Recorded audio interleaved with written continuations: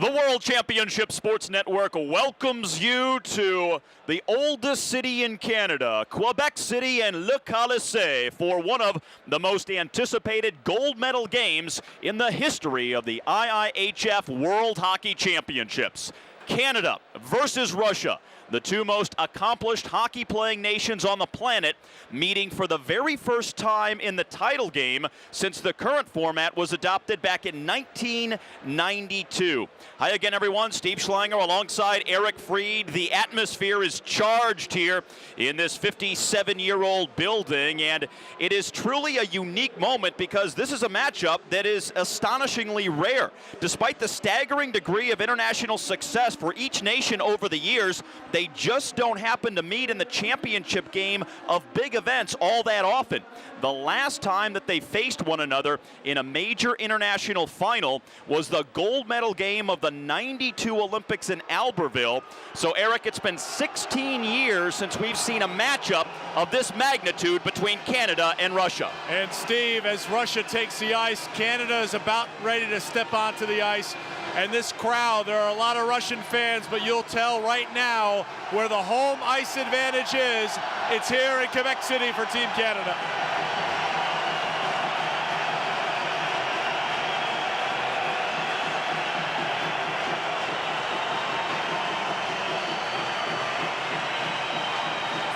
$13,000 fans, not a ticket to be found here in Quebec City for this game today. These two nations have combined for 47 out of 71 possible gold medals at the World Championships. You throw in the Olympics, and together they have won 67% of all titles.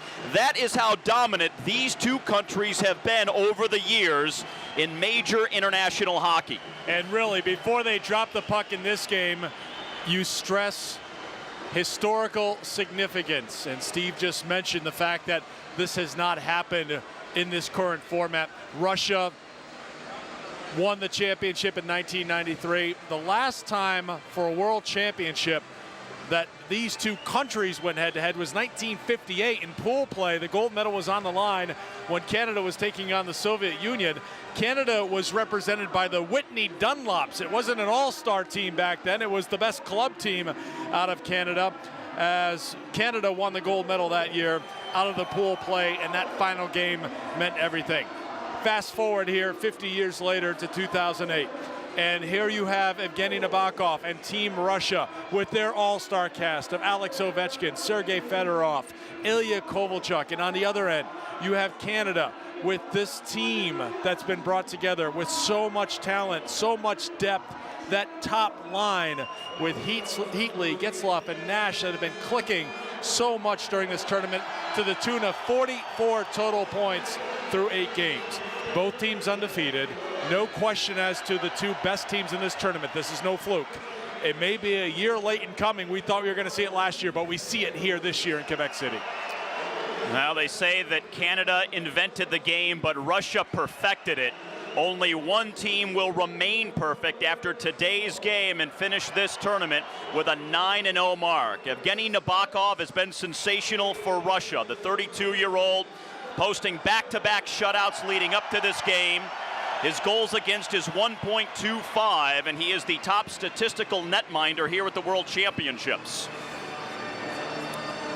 And Cam Ward getting the call on the other end with a 4-0 record at 2.0 goals against average. He and Pascal Leclerc have split duties right down the middle. It was Leclerc in the semifinal game.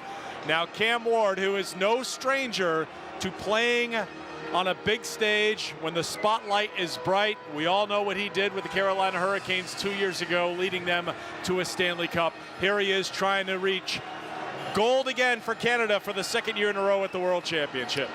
Well, it's been the dream of so many in this country, from British Columbia to Newfoundland. This is the game and the matchup they had been hoping for on this Sunday afternoon. And now Canada, Russia, the gold medal game is underway. Markov plays it at center for Russia. And now Zinoviev carries in, he'll wrap it around the boards, and a big hit early. Canada will come out and try to be as physical as they have been throughout the tournament. They had a tremendous practice yesterday, and they want to get nasty with these Russians. Canadians can't clear the zone, however. Russia holds it in.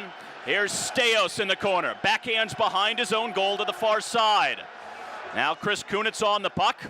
And out to center. Here comes Canada, working it in over the line. Martin St. Louis. Gonna carry it in behind Nabokov. Leaves it near side. Russia will take over. Head coach Ken Hitchcock for Team Canada said, we're gonna have to check better than we've ever checked in our lives against this speedy Russian team here today. And our first whistle will be icing against Russia. Kovalchuk trying to leave Fedorov, and there you see Ken Hitchcock, whose team has that perfect mix of grit and skill.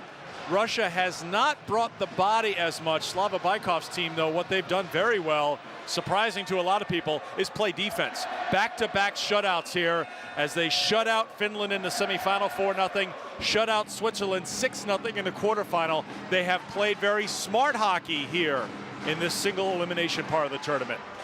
Grabeshkov wraps it around to the near side. A big hit from Bouwmeester. Now Getzlaf back in his own end. That Nash, Heatley, Getzlaf top line for Canada is out there now. They produced 44 points through 8 games. All 3 are in the top 4 of point scoring here at the World Championships. But it's Russia at center with their top line. Fedorov working in.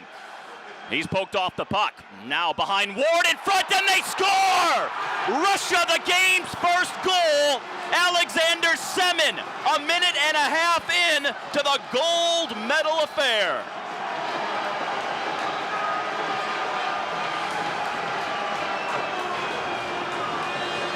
$11 points in this championship for the member of the Washington Capitals, who was left off the team last year, even though he was invited to play, showed up late to the first team meeting. Bykov rescinded the invitation, but he is clicked right from the opening game, and his Capital teammate Ovechkin feeding him beautifully for the goal as Russia on the board first, 1-0. Well, Canada coming into this game had trailed for a total of 1 minute and 12 seconds throughout the first 8 games. They did have to play from behind for a brief time in the semifinal win over Sweden. And now here early. First period, they trail Russia 1-0 as Spezza gathers it in the corner in the offensive end. And a penalty coming up on Russia, delayed call, and we're going to see our first infraction of the hockey game, and Canada will get the game's initial power play opportunity. Very important part of the game plan for Bykov and Team Russia to stay out of the penalty box, because Canada has moved up to the #1 position when it comes to power play efficiency in this tournament. 15 of 45 here through 8 games of the Worlds. That's #1 in the 16-team tournament, and Prushkin goes to the box. Now the Russian penalty kill has been extremely good. They have averaged less than 1 goal per game for their opponents on the power play. As Canada tries to level things here in the first period. Backhanded down the ice by the Russians as we come up on 2 minutes into our first period here at Le Colisée, the gold medal game in Quebec City. Russia leading Canada 1-0. Heatley stick handling in. Lost the handle, picked up, however, by Getzlaf. Weaves through a few defenders, but it's kept in by Canada at the blue line. Nabokov leaves it, whacked around to the near side. Burns will hold in at the point for Canada. Now Heatley controlling on the mid wall. Back to Burns, the one-timer, Nabokov the save, and the rebound is cleared down the ice. First big save of the hockey game. Had to scramble a bit, didn't quite know if he had made the save. Burns has played very well on the blue line throughout this tournament for Team Canada. Russia sends all the way down. Cam Ward plays it off to Jovanovski. Closing in on 1 minute remaining on the Team Canada power play. Canadians gain the zone. Spezza shot deflects up and out of play here, and we're going to get a face-off in the Russian end just shy of 3 minutes into our first period. Well, things were dangerous there for a moment for Team Canada, even on that play as it was carried in. Zinoviev had fallen down in the Canadian zone, and you see Zinoviev coming in late to the play, so there was a numerical advantage for Team Canada, but they couldn't cash in. And Nabokov with the save on the first shot of the game that came on this power play before that. Duncan Keith, Nabokov, the pad save. Canada holds the zone. Jovanovski now deflected. That one never made it through. Whacked at. And Korniev can't clear. Comes in front, and Nabokov is going to scoop this one up. And he'll just clear from the front of the goal mouth, and we've got a whistle just over 3 minutes in. Nabokov came into this game with a shutout streak of 121 minutes and 35 seconds. Back-to-back shutouts. Stahl goes to the bench as Canada tries to cash in on this power play with 38 seconds to go, and they're going to find that Nabokov is very tough to beat here in Quebec City. Now probably the best goaltender that Canada has faced in this entire tournament. And now Team Canada racing to center. Here's Jonathan Taves, a wrister. That deflects off the stick of Teuton and into the nets. Well, it's a toss-up. Back-to-back games, Canada has taken on finalists for the Vezina in the National Hockey League, given to the best goaltender, as Henrik Lundqvist, Evgeny Nabokov, and Martin Brodeur, the New Jersey Devils, the three finalists. Nabokov and Lundqvist playing here in this tournament, but Canada scored 5 times on Lundqvist, who left after 2 periods of play for Team Sweden. So Russia won the matchup earlier in this tournament between Nabokov and Lundqvist. So Nabokov has taken on all comers. Now Canada will try to take him on in this game. 21 seconds of power play time remaining for Canada as they look to level this game here in the opening minutes of our first period. Kalinin backhands behind his own goal. Shane Doan, the captain of Canada, on the far boards. It'll be kept in at the blue line. Down deep for Taves. Markov working on him. Shushinsky. Final 5 seconds of the power play for Canada. Roy back to Burns. Saucer pass to Derek Roy near side as we go back to even strength. Roy a shot deflected wide. Mike Green will keep in. He's sandwiched on the boards, but Burns holds in now. Brent Burns, wrister, and he scores! Brent Burns ties the game for Canada!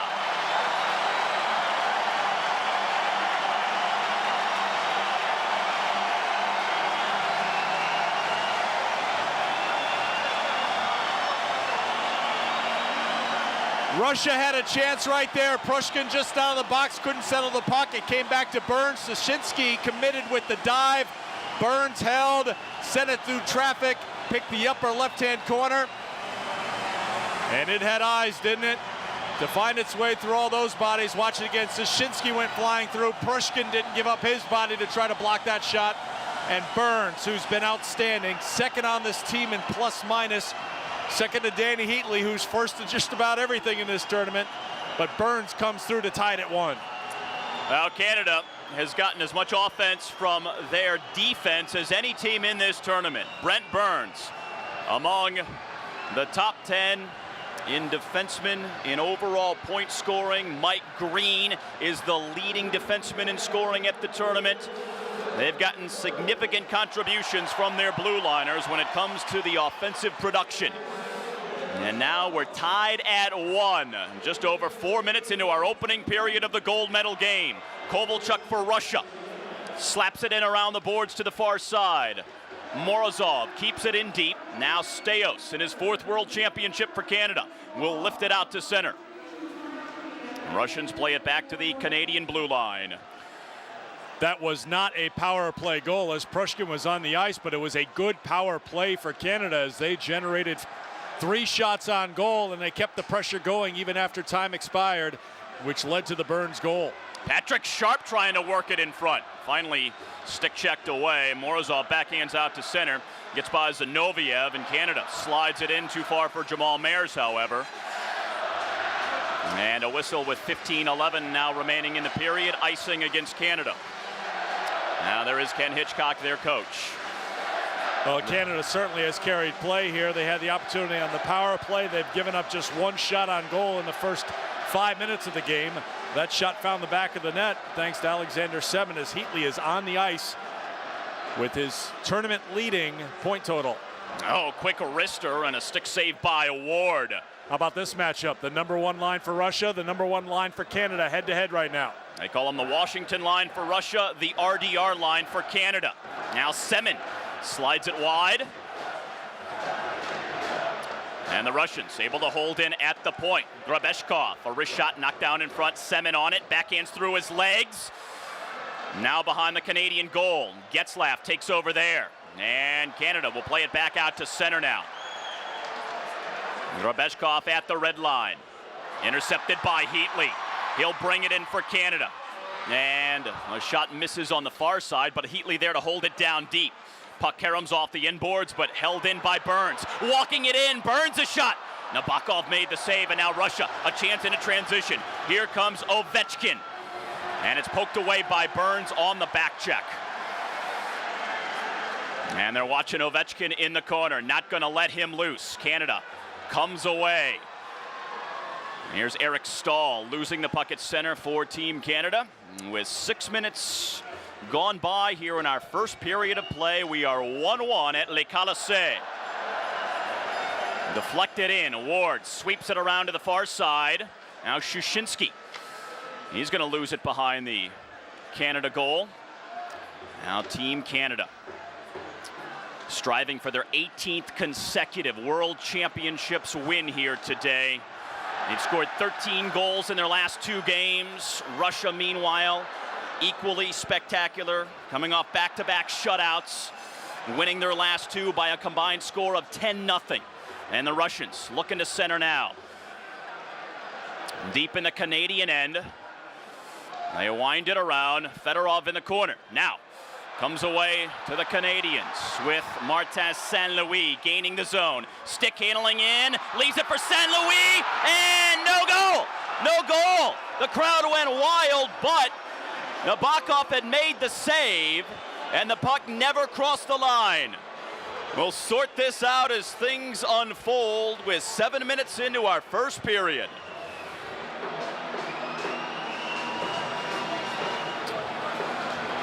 Now the crowd basically erupted here at Le Colisée. They thought that Saint-Louis had poked this one free and into the net.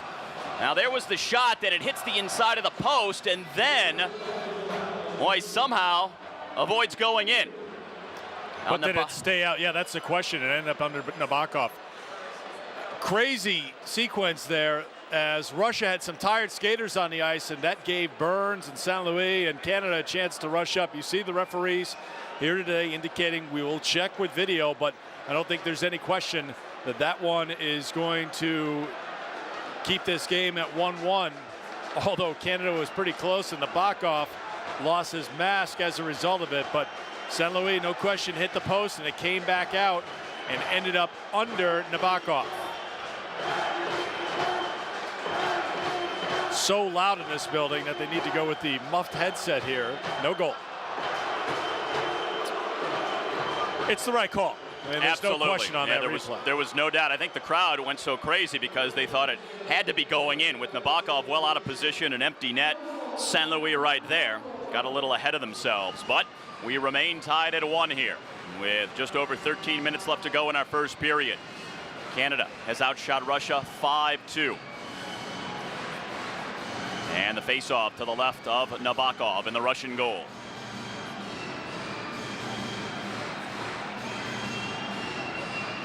Now Tereshchenkov will be sent out of the face-off circle.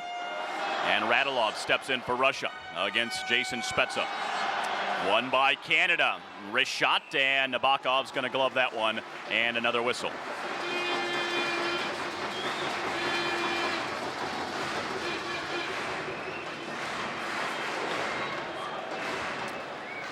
Semin, the goal for Russia. Burns answering for Canada. 1-1 the score, just inside of 13 minutes remaining in our first period. Another face-off deep in the Russian end.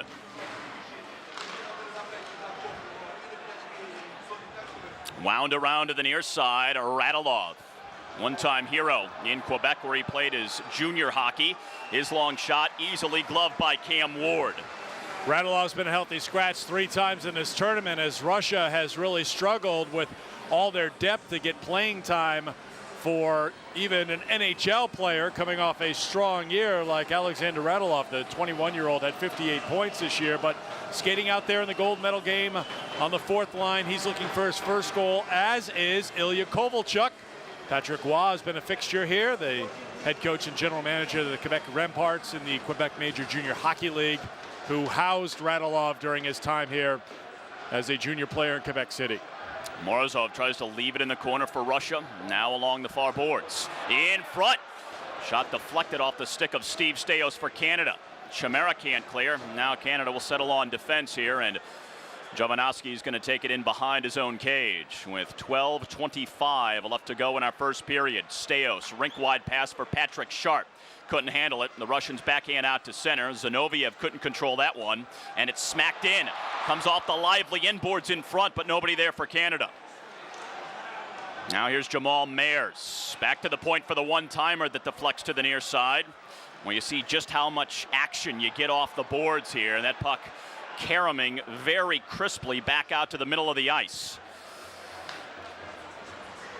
And the Canadians will have to just dump in. They would have been offsides, and now a line change for each team as we go under 12 minutes left to play in our opening period. This is Korniev from his own end ahead to Grabeshkov.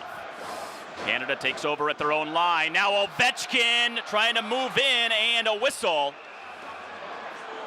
And this was going to be, it looks like, offsides against Russia.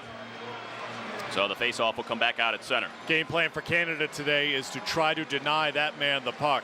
If Ovechkin gets near it, he's going to get a shot off. You see he's had a great tournament, 11 points to pace Russia here at the 2008 Worlds. The play was offside.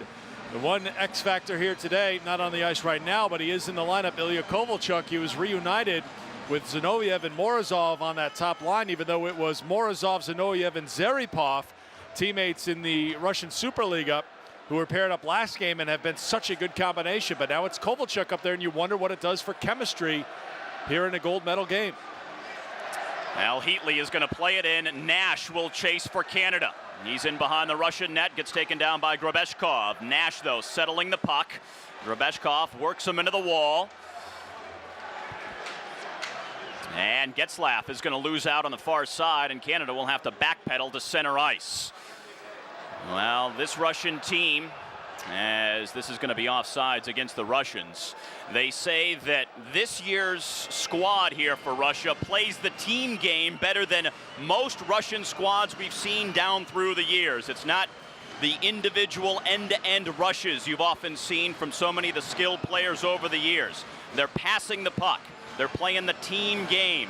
So we'll see if they do indeed have that sense of chemistry here today in their most important contest. Now, one area where you really notice that is the line that scored the goal. Fedorov, who joined the Washington Capitals at the end of this past season. Ovechkin and Semin, his Washington teammates. They've really clicked. Now a chance for Kunitz, and he scores! Chris Kunitz gives Canada their first lead.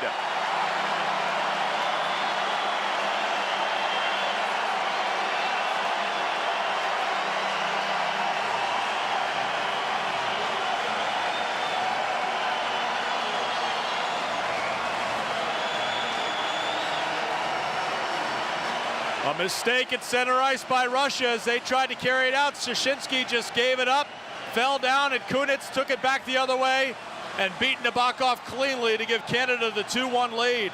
It all began at the red line, and much like the first goal, Sashinsky got hit at the red line. Kunitz picked it up. Great goal there by Kunitz, his second of the tournament, and Canada on top. Now, Canada fell behind early, but like we saw in their semifinal win over Sweden, they come back just so quickly. They don't get down on themselves. They keep coming at you. And here we are now, a 2-1 game in favor of Canada coming up on the midpoint of our first period. And that puck just slides in wide of Cam Ward. Derek Roy lifts it off the glass out to center. Now the Canadians trying to carry in with Jonathan Taves. Plays it to himself. Gets bumped behind the net. Stays with it. Four-player battle now. In front, loose. Puck is being hacked at. And bouncing puck lands in the near side. Now comes free, and the Russians will skate it out to center. Tereshchenko, far side from Markov. A long shot in on Ward. He steers it to the near side, and a line change for Russia. Just under 10 minutes left to go in the period. Now a giveaway. Here's Zinoviev, a shot. Ward makes the stop for Canada.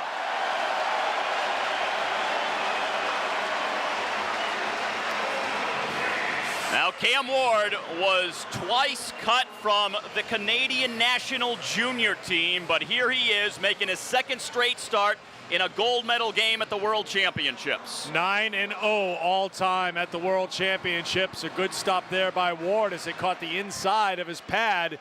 Didn't quite know if he had it, but he did to keep it a 2-1 game.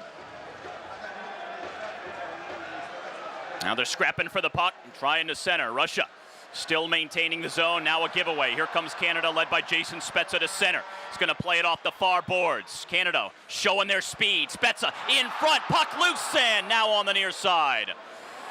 Canada really flying here, and now a penalty coming up on Russia, it looks like. It'll be their second of the first period. Zinoviev is going to go off on a trip. You know, Canada's just out skating Russia, pure and simple right now. Canada has drawn a couple of penalties. They have dominated carrying play on this end of the ice. Zinoviev's going to go off, and that's going to put Canada, that has the momentum right now. Bykov wanting an interference call. Kovalchuk was barking for that as well, but Canada has the power play, and they have the lead. Canada has been relentless here in this tournament. Even when they fell behind to Sweden a couple of days ago, they came right back. Now here they've bounced back extremely quickly against Russia to take the lead. Here's Nash down deep. Heatley. That shot blocked by Nabokov, kept in by Burns, however. And Canada holds the zone on the power play. Heatley, the one-timer. And he partially fanned on that shot, but he gets it back along the wall. Danny Heatley holding. At the point, Mike Green. Heatley again looking inside. Green, the one-timer, deflected wide. Now Nash to Heatley. They try to compress this Russian penalty kill here. Now from the point, Mike Green. Rick Nash with some room, a shot that Nabokov makes the save. With 1:08 left to go on the power play. Russia's special teams haven't been anything special here in this tournament. On the penalty kill, they're 10th. In the 16-team tournament. On the power play, they're 9th.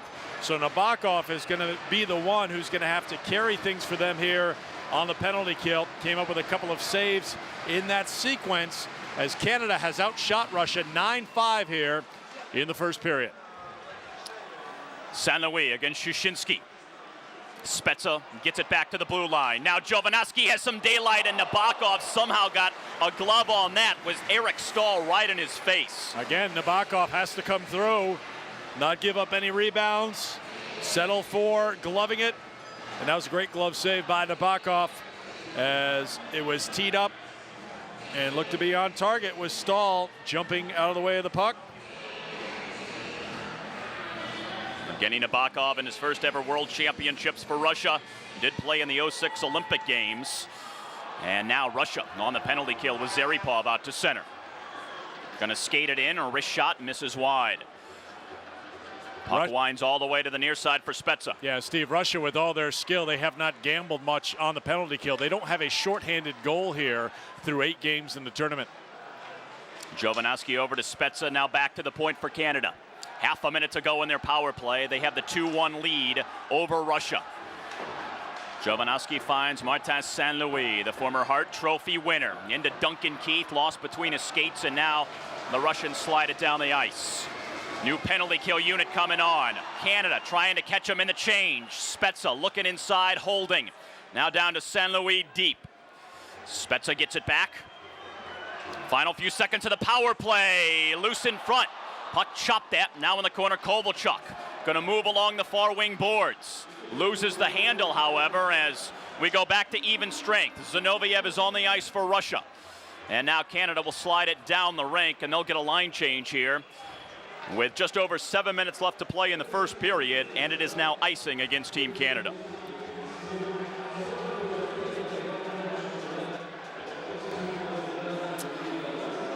Canada with back-to-back goals from Burns and Kunitz, now with a 2-1 lead here in the gold medal game.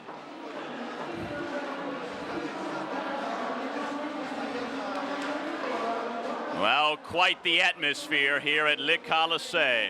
This old barn is packed on this Sunday afternoon, and they are loving what they've seen. Some big hitting from their team, and even though they fell behind, Canada has come back with 2 consecutive goals.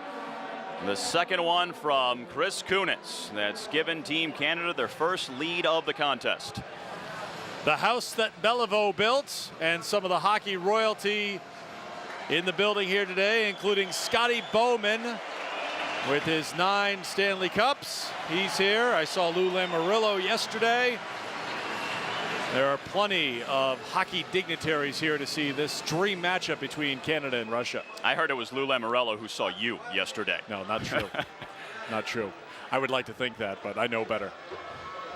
Now the Canadians try to hack it out of their own zone. Now here's Shane Doan. Plays it off the boards out to Jonathan Taves. He'll gain the blue line, dump it off. Now in the middle of Doan, a little bit behind him. Kovalchuk throws it down. Gets those wheels turning, trying to skate it out to center. And Russia with it in the neutral zone. Pass behind Markov. Steos takes it back into his own end.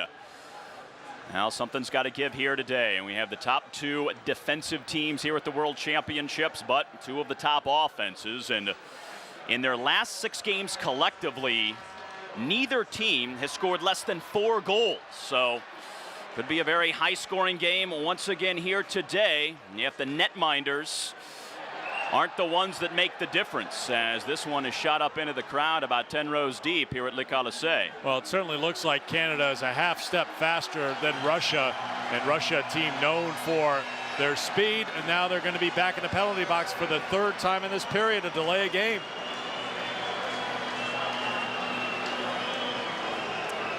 Sergei Fedorov goes off, and when you have a game of this much importance that is so equal on both sides in virtually every facet of the game, oftentimes it comes down to things like this: penalties, mistakes, undisciplined play, and right now it's Russia losing that battle with their 3rd penalty of this first period. It's helped Canada build time of possession and keep the pressure on throughout this period. Shots are 11-5. Burns the shot. Getzlaf on the near side with under 6 to go in the period. Burns back to Ryan Getzlaf. Now the Anaheim Duck fires, and the glove save again by Nabokov with big Rick Nash right in front of the goal. Well, it's going to be a 40-save night for Nabokov if Russia's going to have any chance to win this game if this keeps up. Obviously, discipline was one of our key words that we used at the top of this telecast, and Russia has lacked it here. They've made a couple of mistakes outside of the ones that have landed them in the penalty box. It's all Canada right now, but the score's just 2-1 Canada here in the first. Now off the face-off puck, lying in the corner, and another penalty coming up on Russia. So it will be a 2-man advantage for Canada. It's going to be a high stick. Will it be a 4-minute or a 2-minute, as Nash is showing off the stick work of Fedor Tutin. And it's going to be a 4.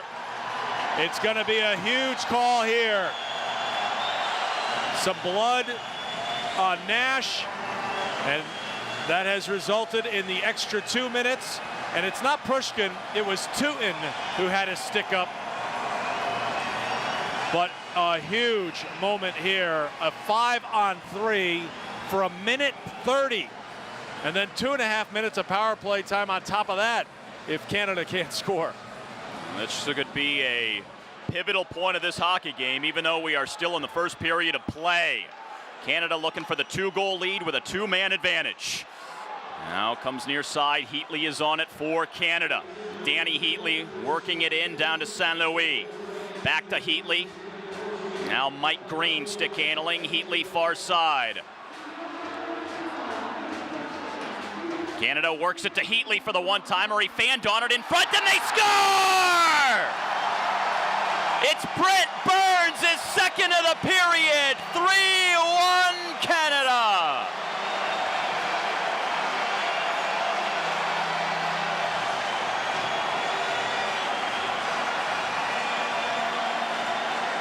Instead of setting up out at the blue line, Burns was camped out at the top of the crease.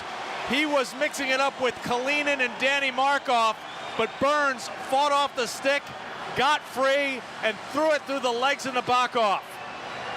It all came off a fan shot, believe it or not, that ended up on the stick of Martin St. Louis. Burns following the puck the whole way and knocks it in. He's had a great tournament and a great game here so far. A 5-on-3 power play goal and a timeout being called here by Russia to try to settle things down, knowing that this game could hang in the balance right at this moment with Canada rolling, 3 first-period goals, and they're still on the power play. 3:33 of a 5-on-4 still left for Canada, and they could almost put it out of reach, as unbelievable as that may sound here. But a 2-goal lead, and with so much time left on the power play, they could really demoralize the Russians with another goal here before the end of the first period that still has over 5 minutes remaining. Certainly could happen, but still with 2 full periods plus the 5:09 left to go here in this first period, plus what Russia can roll out onto the ice line after line. This game is never over, and that's why I think Bykov wants to tell his team, look, we are still very much in it. Even though it feels like we're losing 10-1 right now, it's a 3-1 game. Stick with it. Spezza's going to carry in for Team Canada. Now to the near side, nobody was there for Canada. Markov has got some daylight out to center on the penalty kill. He'll work in. Wrist shot was going high. Ward's going to glove for the whistle anyway. Now after the Alexander Semin goal that gave Russia the 1-0 lead early, it's been 3 unanswered tallies for Canada. 2 by Burns and 1 from Chris Kunitz that has given the Canadians the 3-1 lead. And Canada's going to have to play above perfect hockey here to avoid staying out of the penalty box, you would think, with already 10 minutes of penalties called against Russia here in the first. Just about 3 minutes of power play time left for Canada and 4.5 minutes remaining in our first period here in Quebec City. Now back to Jovanovski on the wall. He's going to take a hit. Rick Nash has the puck, skating down low to Heatley. Danny Heatley centers high slot, wrist shot. That one just deflected wide of Nabokov. Nash will keep it in. Heatley now looking inside. Danny Heatley, a wrist shot that was blocked in front. Well, Heatley with another goal would set another record for Canada. Right now tied with Eric Lindros for the most goals at a single World Championships. They each have 11. And the Russians poking at the puck, but they can't clear. Getzlaf holds in. Now Jovanovski at the point. Duncan Keith tried to center for Nash, got by him, but Getzlaf is on it for Canada. Now Jovanovski down to Nash, drops it off. Jovanovski once more from out front, blocked in the middle, and that one just sent wide by Getzlaf. Good save by Nabokov as Getzlaf teed it up right in the slot. Getzlaf again carrying in. Soft pass for Nash. Under 2 to go in the power play. Nash drops it off, but it got by Keith. Bad angle shot, and the puck squirts free to the corner. Nash has some room far side. Now comes over to Jovanovski. Rick Nash again. To an open Keith, back to Nash in front. Nabokov knocked it down, and he's going to smother it for the whistle with 1:29 left to go in the Canada power play.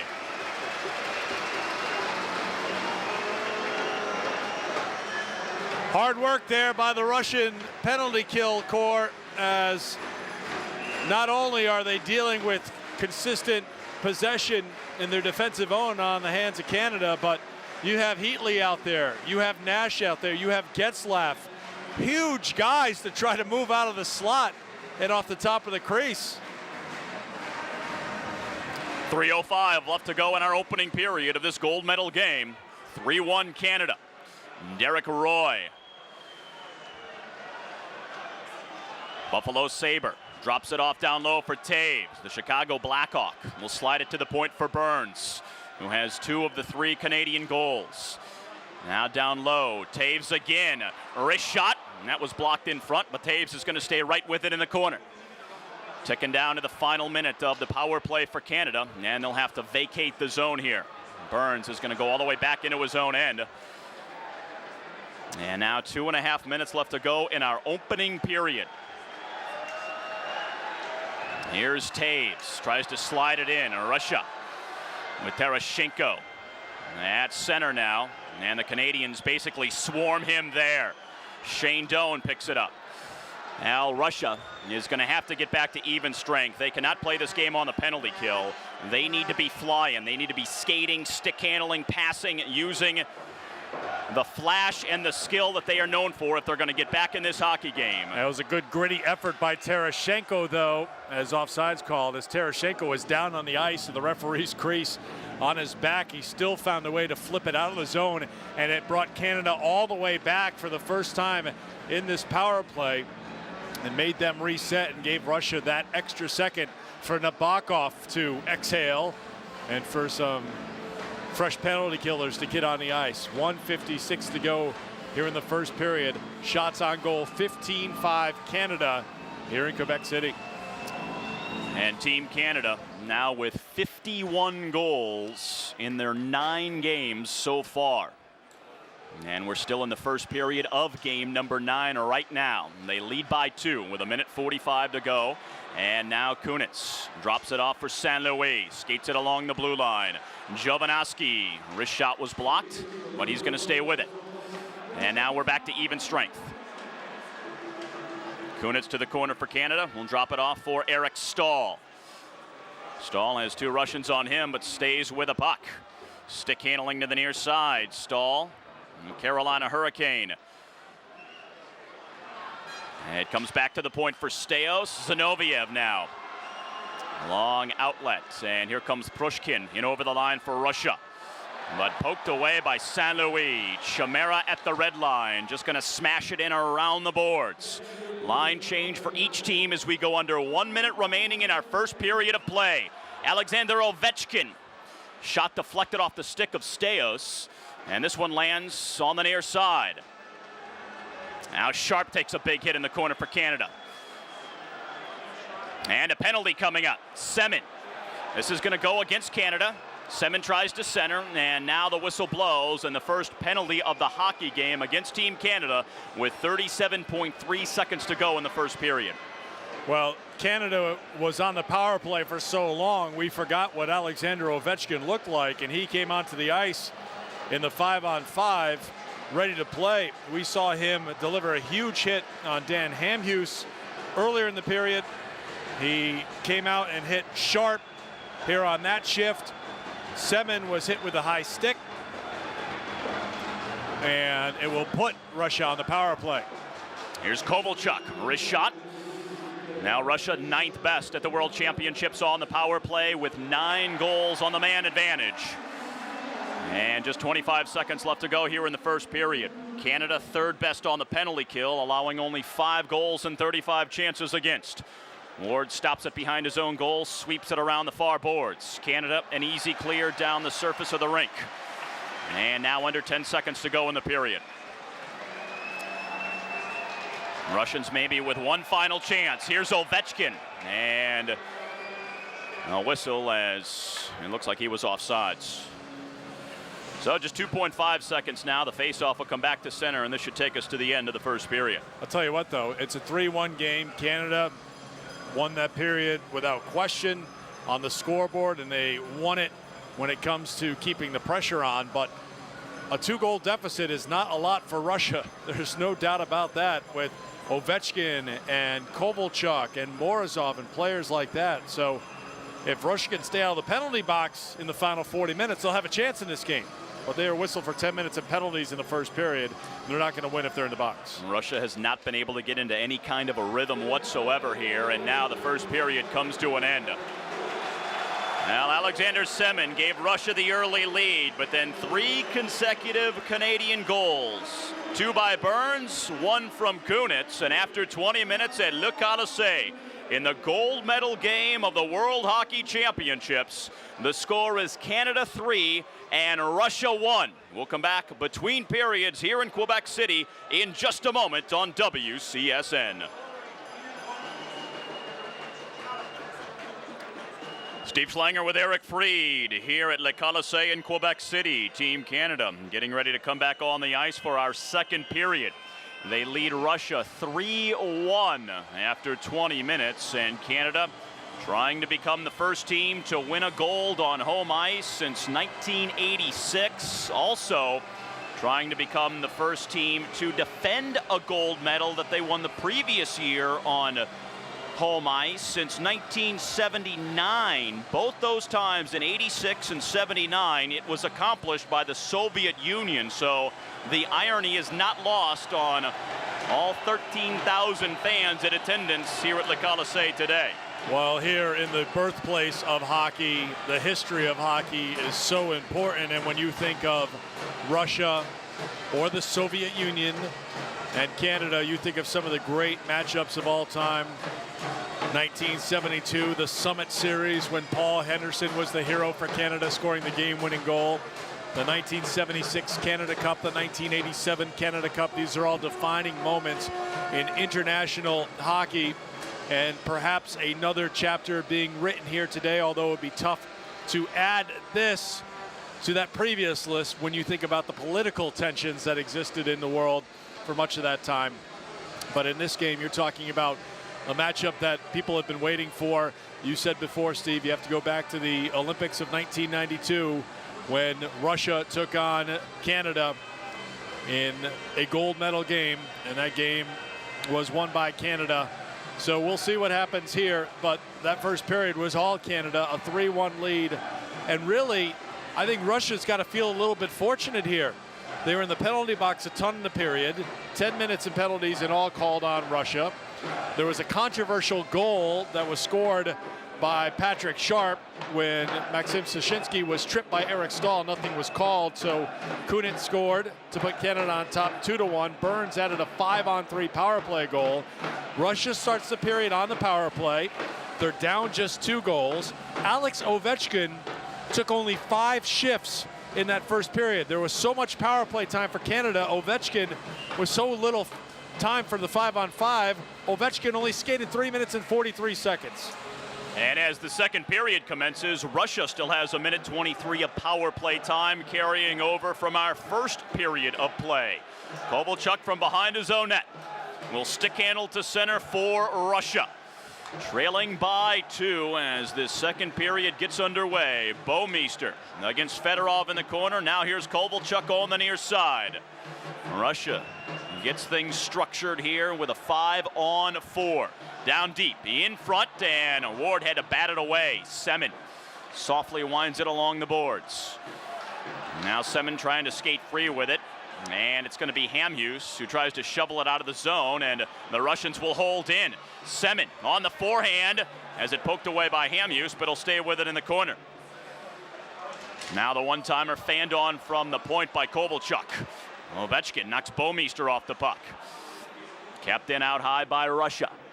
Half a minute to go in the power play here. And now Korniev setting up, drops it off. Rister. And the Russians looking for an opportunity with time winding down. They'll hold the zone. There's a shot well wide of Ward. On the rebound, they score! Semin gets his second of the game for Russia with 10 seconds to go on the power play, and it's now a 1-goal game.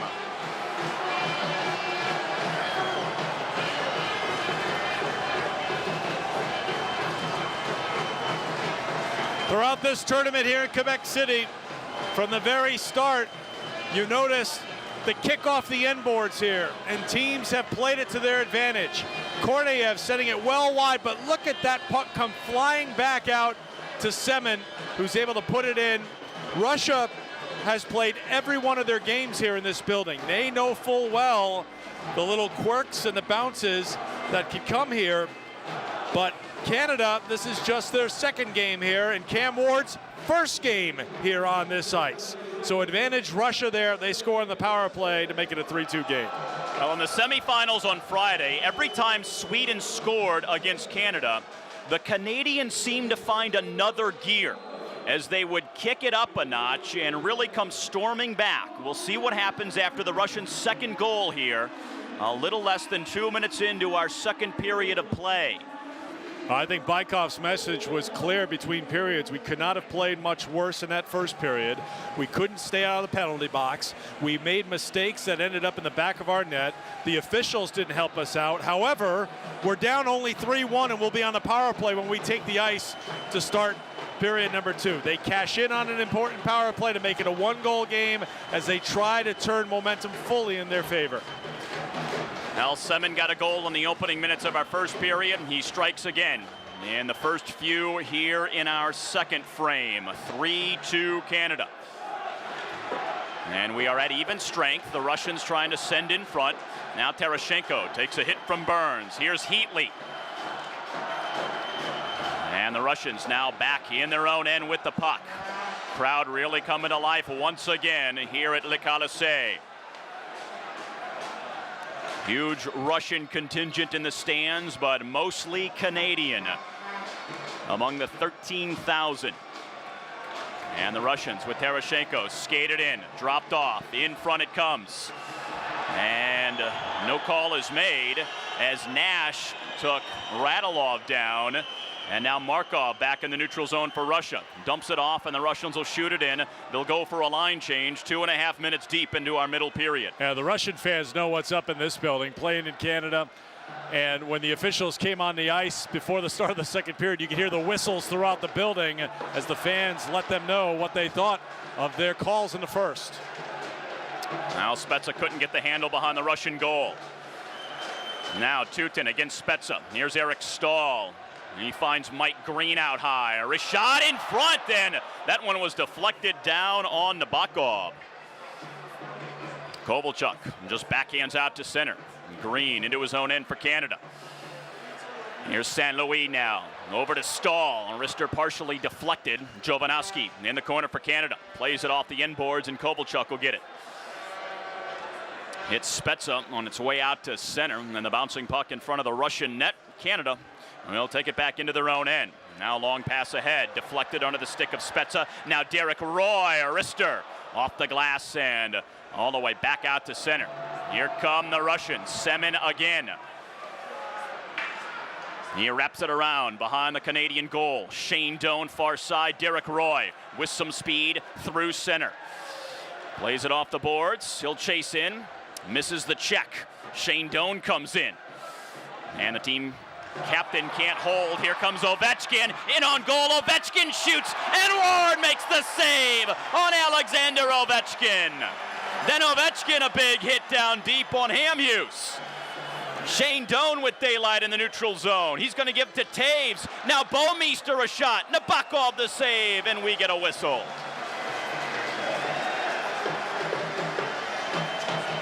First, the goal attempt for Ovechkin. Watch him use his strength to keep Bouwmeester at bay, but Ward got out there. Then Ovechkin followed through on the play. This could have been a charge here as Ovechkin left his feet and delivered the hit on Hamhuis, but nothing was called.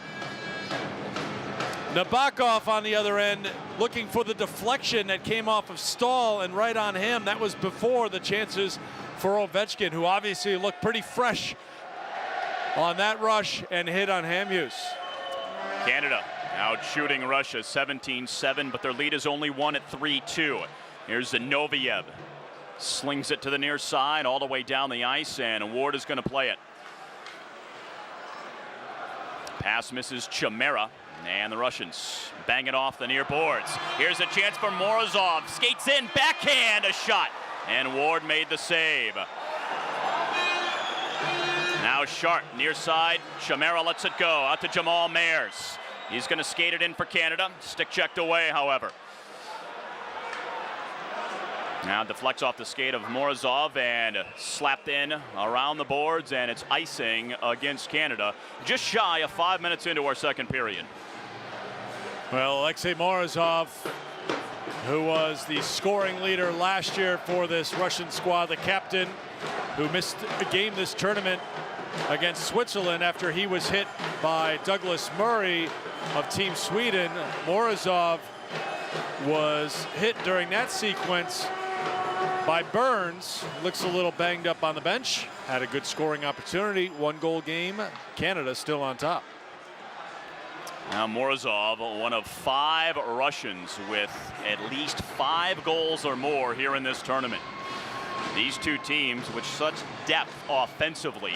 Canada brought 6 30-goal scorers from the NHL to this tournament this year for the first time since 1994. So the offense is loaded so for each team. Does that balance trump the fact that Russia brought in the 2 top goal scorers in the NHL this year in Ovechkin and Kovalchuk? It may be a wash. I think you just got to figure out who was left out at that point, if anybody. Nabokov steers it to the side of his own goal. Markov is going to take a hit from Getzlaf. Russians long outlet. Now Ivanikov works it in, poke checked away by Ed Jovanovski. Now the battle is in the near corner. Sent around to the far side. Getzlaf gets to it for Canada. And he'll play it out to Danny Heatley. Top line on the ice for Canada. Heatley swoops in behind Nabokov, but he relatively easily plays it around. Now on the near side, Russia with some room through center. Markov drops it off. Terashenko skates it in. Wrist shot pad saved by Ward. St. Louis shovels it off the boards to Eric Stahl. Tutin backhands in front of the benches. Now at the blue line. Green plays it forward to Martin St. Louis. Tries to get a step on Tutin. Works it in. Stahl just a little too far for him. The net comes away from the moorings. No penalty called, but we do get a whistle just inside of 6 minutes into our second period. Eric Stahl, who missed the quarterfinal game to attend the funeral services for his grandfather in Thunder Bay, rejoined his team before the semifinal game, was here for a practice on Thursday, played in the semifinal on Friday, and Stahl close to putting Canada back in front by 2. 14:01 to go in the second. Face off deep in the Russian end. Stahl wins it back to Duncan Keith. He winds it in behind the goal. Stahl is there for Canada, trying to get it in front. And now Prushkin will challenge him in the corner, slide it up the far boards, and now out to center. Shushinsky gives it off. Zaripov can't beat Keith. And Stahl tries to turn it back up ice. The Russians hold in, but only momentarily. It's backhanded to center. Here's Kunitz with some room. Center's in front, and Stahl couldn't control the pass. Garovakov is going to play it up over the glass and into the crowd. The Canadians wanted a delay of game, yeah, they're going to get it. Yeah, they're going to get it, no question. Power play coming up. First mistake of the period for Team Russia. Down by 1.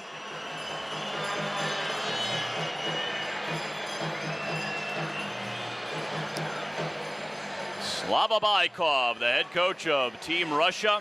He actually played in one of the Russians' last significant games here in Quebec City. It was Rendezvous 87. As you look at the delay of game call right here, it was a matchup of the Russians, at that time the Soviet Union, against the NHL All-Stars. Baikov was a player that year, and Rendezvous 87, as well as the Canada Cup games from the 70s and 80s. Those contests here in those 2 decades, some still say is the best hockey we've ever seen. Baikov's connection to this province also includes the fact that he was drafted by the Quebec Nordiques, but he never played in the NHL, opted to play in Switzerland. He's a Swiss citizen coaching Team Russia. Now Canada now on the power play from deep in their own end with a 1-goal lead here. Danny Heatley tries to skate it in, kept out at center by the Russians. Canada 1 for 4 with the man advantage here this afternoon. Brent Burns getting a goal on a 5-on-3 back in the first period.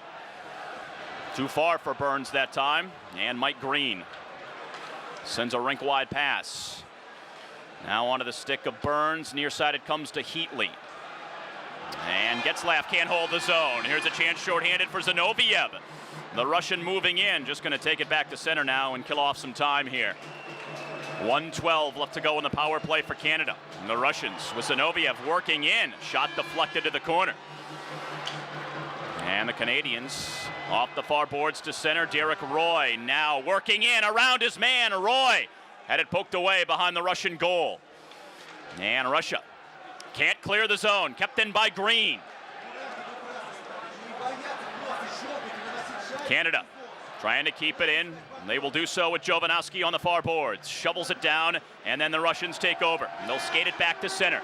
As we come up on 8 minutes into our second period, Cam Ward has to glove that, then sticks it away to the near corner. Jovanovski behind his own goal with half a minute to go in the 5-on-4 for Canada.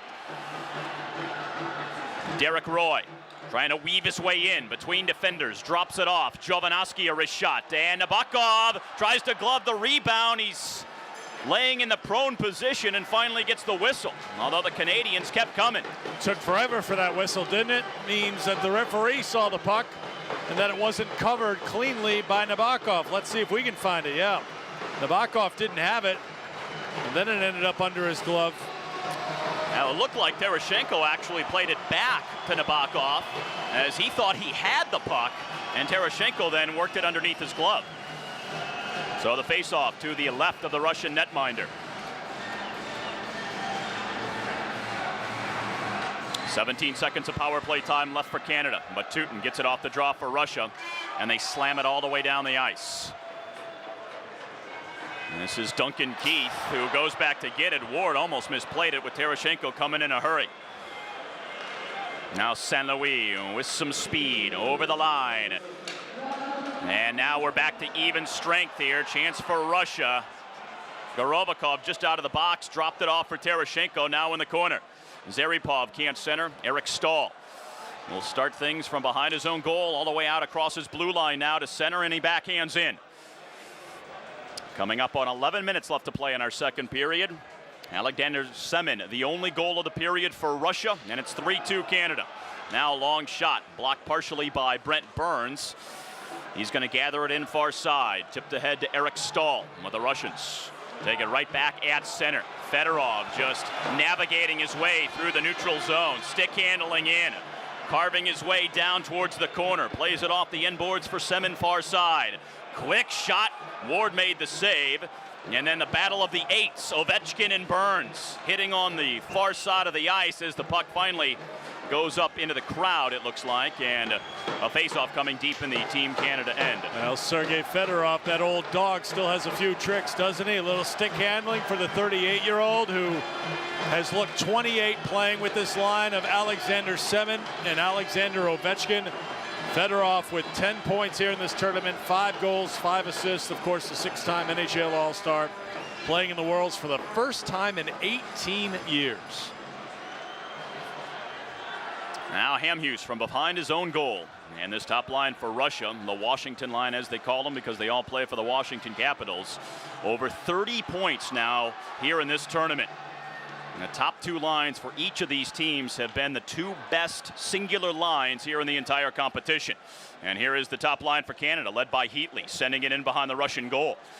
Heatley gets it back, wrist shot, and he scores! It's another record for Danny Heatley! And a 4-2 Canada lead.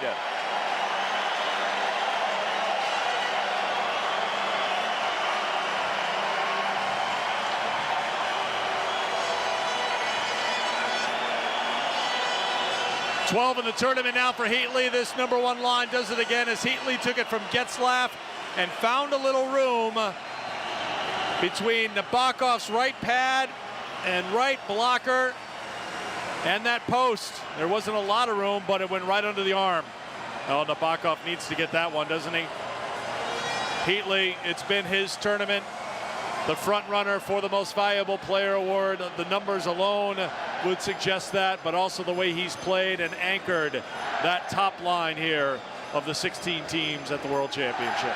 And with that goal, now an even dozen for the tournament. One better than Eric Lindros for the most all-time for Team Canada at one World Championship event. And what he also does is he equals Steve Yzerman's record for total points at a singular World Championship. So the record's just being ticked off one by one for Heatley here. He's already surpassed Marcel Dionne's all-time goals record, Yzerman's all-time points record for a career at a World Championships. Now he's the leading Canadian goal scorer at one Worlds, and with another point, would be the all-time points leader at a World Championships. And give another point to Ryan Getzlaff, second on the team in scoring with 14. Now, Canada tries to center. Nabokov covers. And now the Canadian crowd as they have a break in the action, and the announcement of the goal from Danny Heatley coming to their feet here.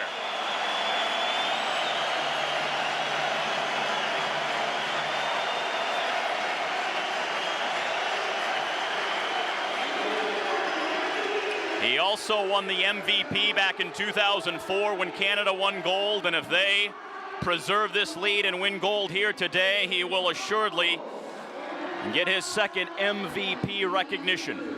Hamhuis in his own end for Canada. And now out at center, Jonathan Toews races in around Grabeshkov. Now circles in the corner, drops it off for Hamhuis. Dan Hamhuis' shot just misses. As we're a little over midway through the hockey game now, coming up on 9 minutes left to go, second period. Canada leading Russia 4-2 in the battle for the gold medal. Shane Doan walks it in. A wrist shot, then a save by Nabokov. Roy back to the point for Bouwmeester. And now the Russians deep in their own end.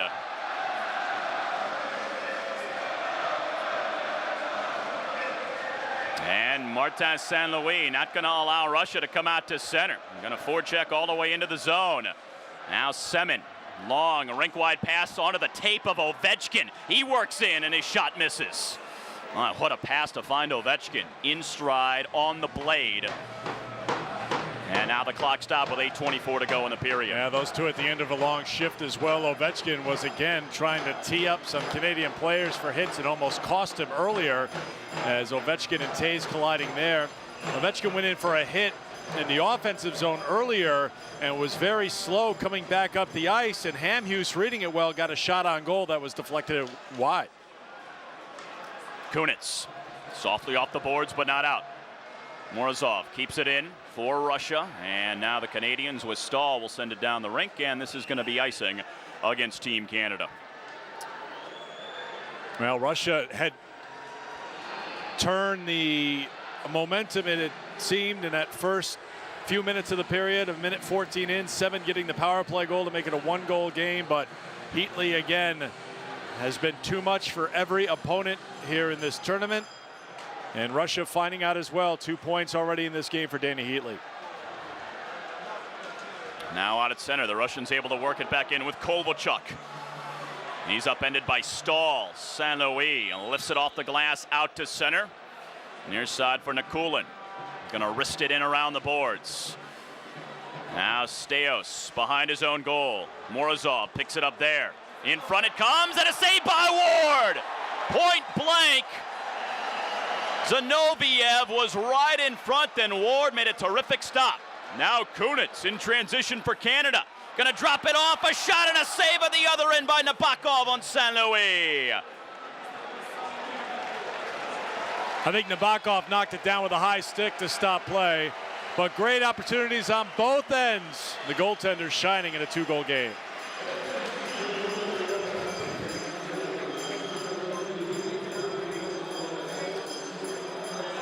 .726 left to go in the period. Look at St. Louis, the one-timer there. Nabokov just post to post so quickly, and then on the other end, prior to that, it was Zinoviev in front, and Ward was ready for the test. Good work behind the goal by Morozov as he got it to Kovalchuk, who fed it out to Zinoviev, but Cam Ward coming through with a key save there, as Kovalchuk has 6 assists here in this tournament, but he has not scored a goal. We talked about the chemistry issues for Slava Bykov, and you know, a guy who scored 52 goals in the NHL, you gotta let him roll. But Kovalchuk missed the last game after serving a 1-game suspension for getting his 2nd game misconduct of this tournament.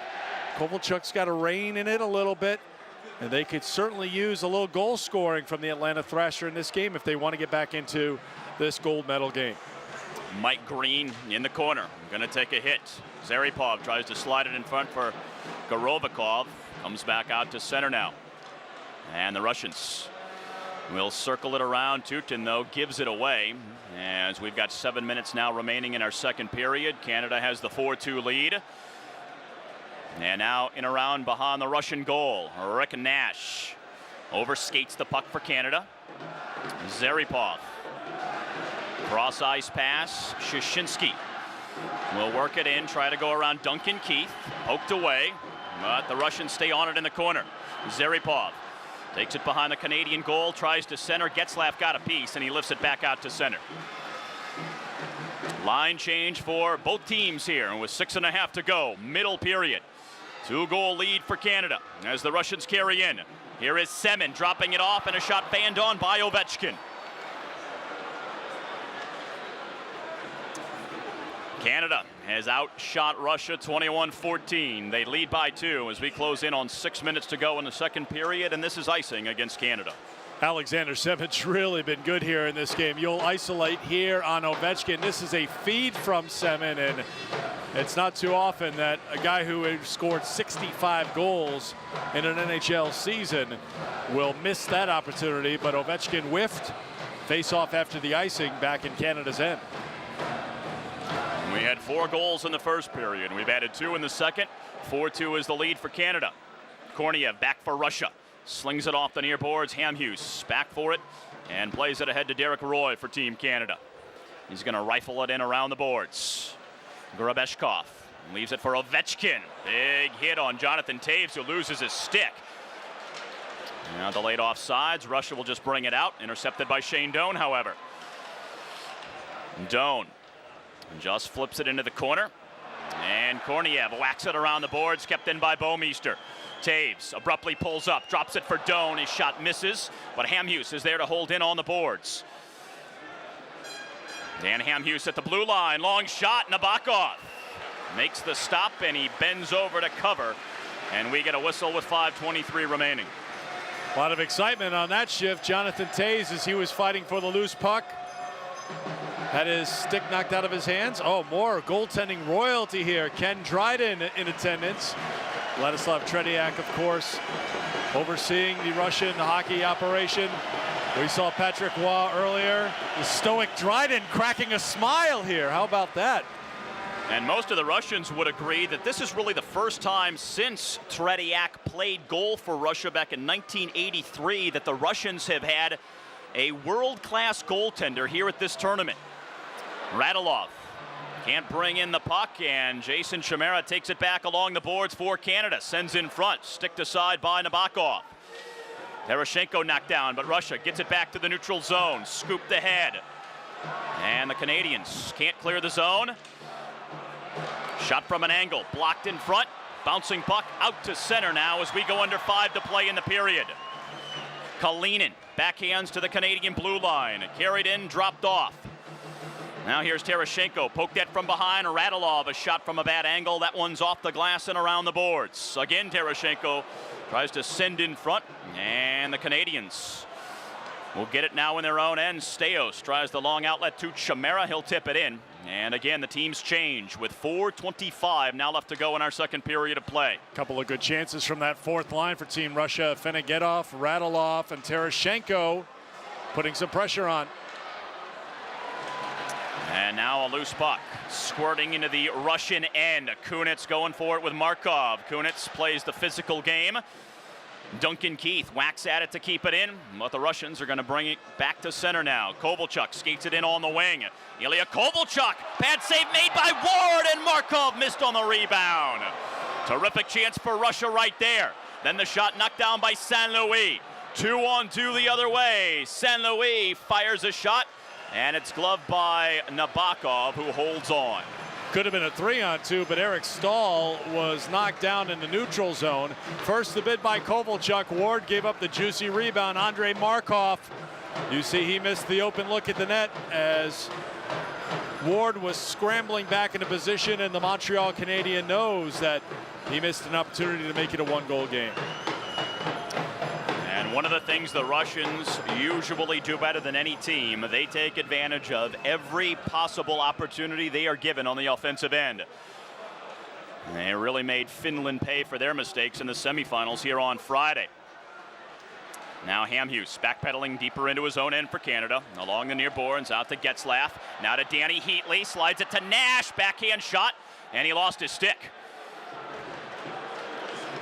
Here is Ovechkin moving out to center. Stick handles in, tries to go between his legs. Sandwiched, but stays with the puck in the corner. Ovechkin somehow still on the puck. Saucer pass out to the point. Shot deflected in front to the far side where Nash has it for Canada. He'll play it forward to Danny Heatley. He dumps in, and a line change for the Canadians with 3 minutes now remaining in our middle frame.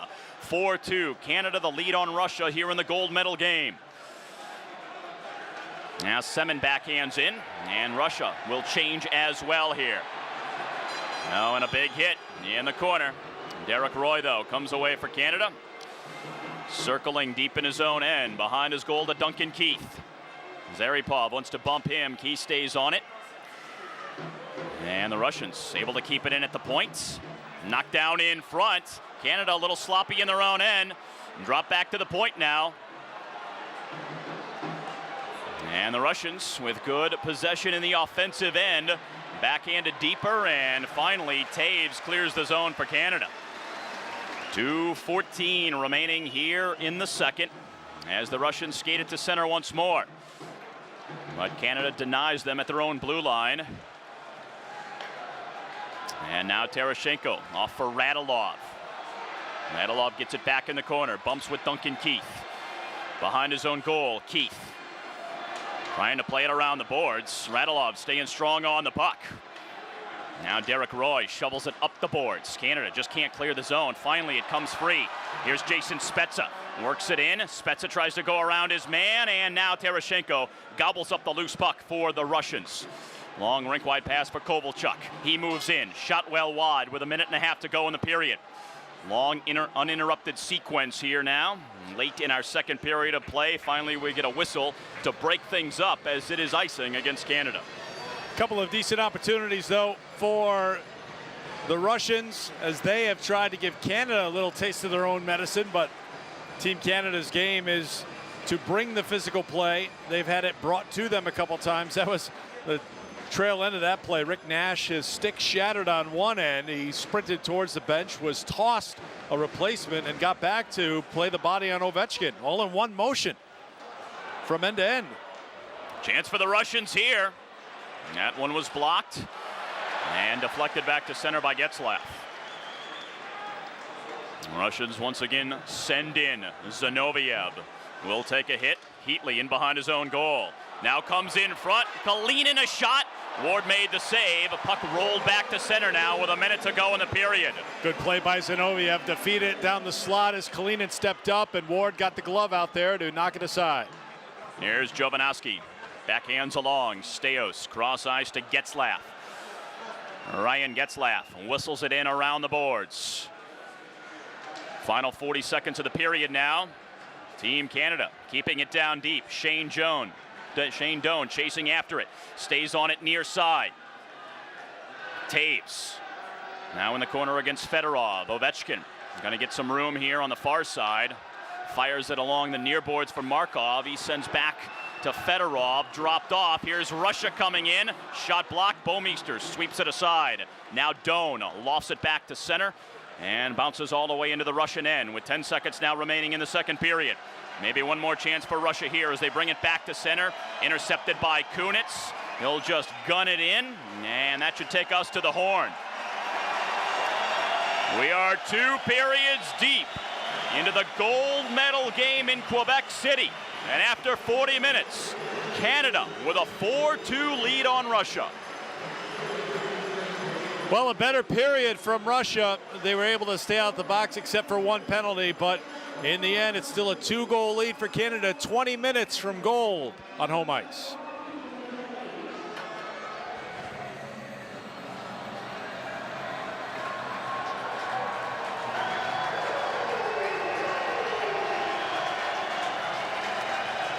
Steve Schlanger with Eric Fried. Second intermission at Le Colisée in Quebec City at the gold medal game of the World Hockey Championships, with Canada leading Russia by a 4-2 score. And such a rich historical context to this game for so many reasons. Not only is it the 100th anniversary of the IIHF.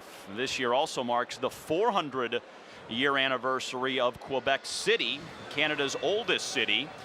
Their country's national team, Team Canada, going for a 25th gold medal, and doing so on a World Championship stage that is being held here in Canada for the first time ever. So this competition, with all of those factors taken into consideration, has to be a numerologist's dream. And now they just have to have Canada complete that dream and seal the deal here in this final period. And a great place really for the gold medal game when you think about Quebec City, deprived of their NHL team, but the Nordiques with, well, the starting spot for Peter Forsberg, for Matt Sundin, for Joe Sakic. You think of the Stasny brothers playing here, Michel Goulet. As mentioned before, this is the house that Beliveau built when Jean Beliveau was a youngster. And think about this, Eric. Guy Lafleur was originally discovered playing Pee-wee hockey here in Quebec City. And now here, the gold medal game of the 2008 IIHF World Hockey Championship. First time, as Steve mentioned, that this tournament has been held in Canada. There's always had been strained political relations between Canada and the rest of the world. Canada didn't play in this tournament for a 7-year period of time in the 1970s as they were trying to figure out, should amateurs be allowed? What's your definition of an amateur? If Russia's going to have the Red Army team out there, we need to have professionals out there. And now it seems like the world is in world hockey harmony in many ways, as Canada and Russia finally meeting in this championship game. Well, after the dissolution of the Soviet Union, they played under the name the Commonwealth of Independent States. Then they became Russia. And since then, Canada's record against Russia here at the World Championships is 7-4. And if they hold on here, and this would actually be their 6th consecutive victory over Russia at the World Championships. For this game here today, if you're looking for comebacks for Team Russia in this tournament against Belarus, in the first game of the qualifying round, it was a 4-3 win for Russia in a shootout. They were down in that game 2-0, so there was a 2-goal deficit. They came back to tie the game, and then they went ahead before Belarus came back to make it a 3-3 game. Eventually the game went to a shootout where it was won by Russia 4-3.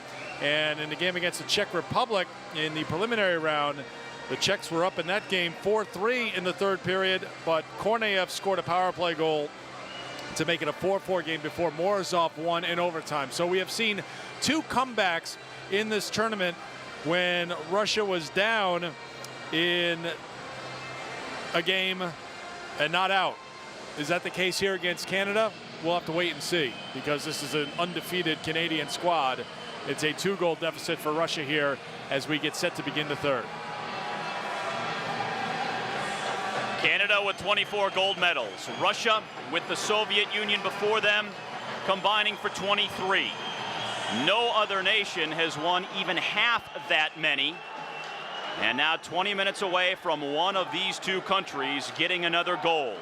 And Russia with it in their own end. Here is Markov slotting a pass for Zinoviev. And he'll shovel it in around behind the Canadian goal. Ward will stop it there. Zaripov sweeps in, rolls in front, and the Canadians will bring it out. St. Louis, little shovel into the zone. Kunitz goes in after it. Kalinin battling along there with Kunitz, who tries to drop it off in front. And Zaripov, rink-wide pass for Morozov in front of his own bench. And coming up on our first line change of the second period of play. Markov then slides one for Fedorov at the red line. Sergei Fedorov has it poked away as he comes in. Ovechkin tries to hold the zone but can't do it. And Derek Roy gets bumped off the puck by Ovechkin, and he can't work around Hamhuis. And Hamhuis, very poised in his own end, just slides it up the far wing boards. Korneyev back for it behind his own goal. Doan forechecking for Canada. And here's Taves along the near boards. He's going to take a hit from Ovechkin. And now it comes out to Jonathan Taves. Stick tied up, comes free, shot blocked in front. And then finally sliding loose. Shane Doan taken down. No call is made. Russia with a 3-on-2 if they can get things set up. Semin now circling to Ovechkin. A wrist shot off the skate of Bouwmeester. Now Doan takes a hit from Ovechkin as the puck comes all the way down into the Russian end. Change for Canada, and this will be an icing call a little less than 2 minutes into our third period of play.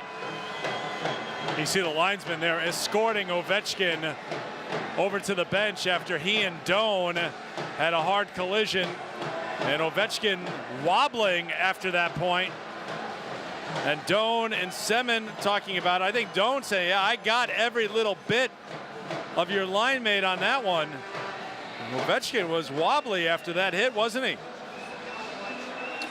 And the benches side by side here at Le Colisée. They're not on opposite sides of the rink. You can reach over and touch a guy on the other team, basically. And the Canadians work it out to center. Russia takes over there. Here's Kovalchuk. Sizing this one up. A shot, then a save by Cam Ward.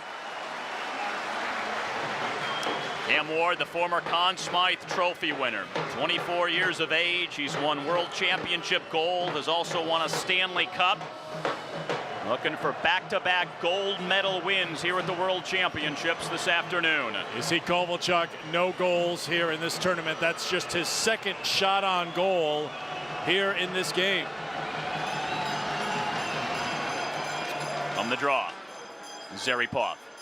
Now back to the point. Nikulin, penalty coming up on Canada. They'll try to get the extra skater on here, wrap around, and now the whistle. So Russia will get the early power play here, a little more than 2 minutes into our third period, as they look to trim the deficit to 1. A hooking call coming up. Patrick Sharp's going to go to the box, 2:11 into the period, just the second penalty of the game for Canada. They've been very disciplined. They've played with great poise, but now Ken Hitchcock knows that it's going to take a long time before the penalties are even up in this game, but you had a sense that one had to come sooner or later against Canada. There it is, and here's Russia on the man advantage, down by 2. Morozov on the far boards, just holding, tries to center, broken up by Hamhuis, and he's able to flip it down the ice. 23-18, the shots on goal favoring Canada, and they lead by 2 here in the early minutes of our third period of play. Markov, rink-wide pass. Zinoviev poked away to the corner. He tries to backhand behind Cam Ward, rifled off the near glass, but held in by Markov. Only momentarily, though. Spinning puck comes out to center. Morozov again backhands in. Zaripov holding at the point for Russia. And they'll get things organized here on the 5-on-4 with a 1:18 now remaining. Zaripov in front.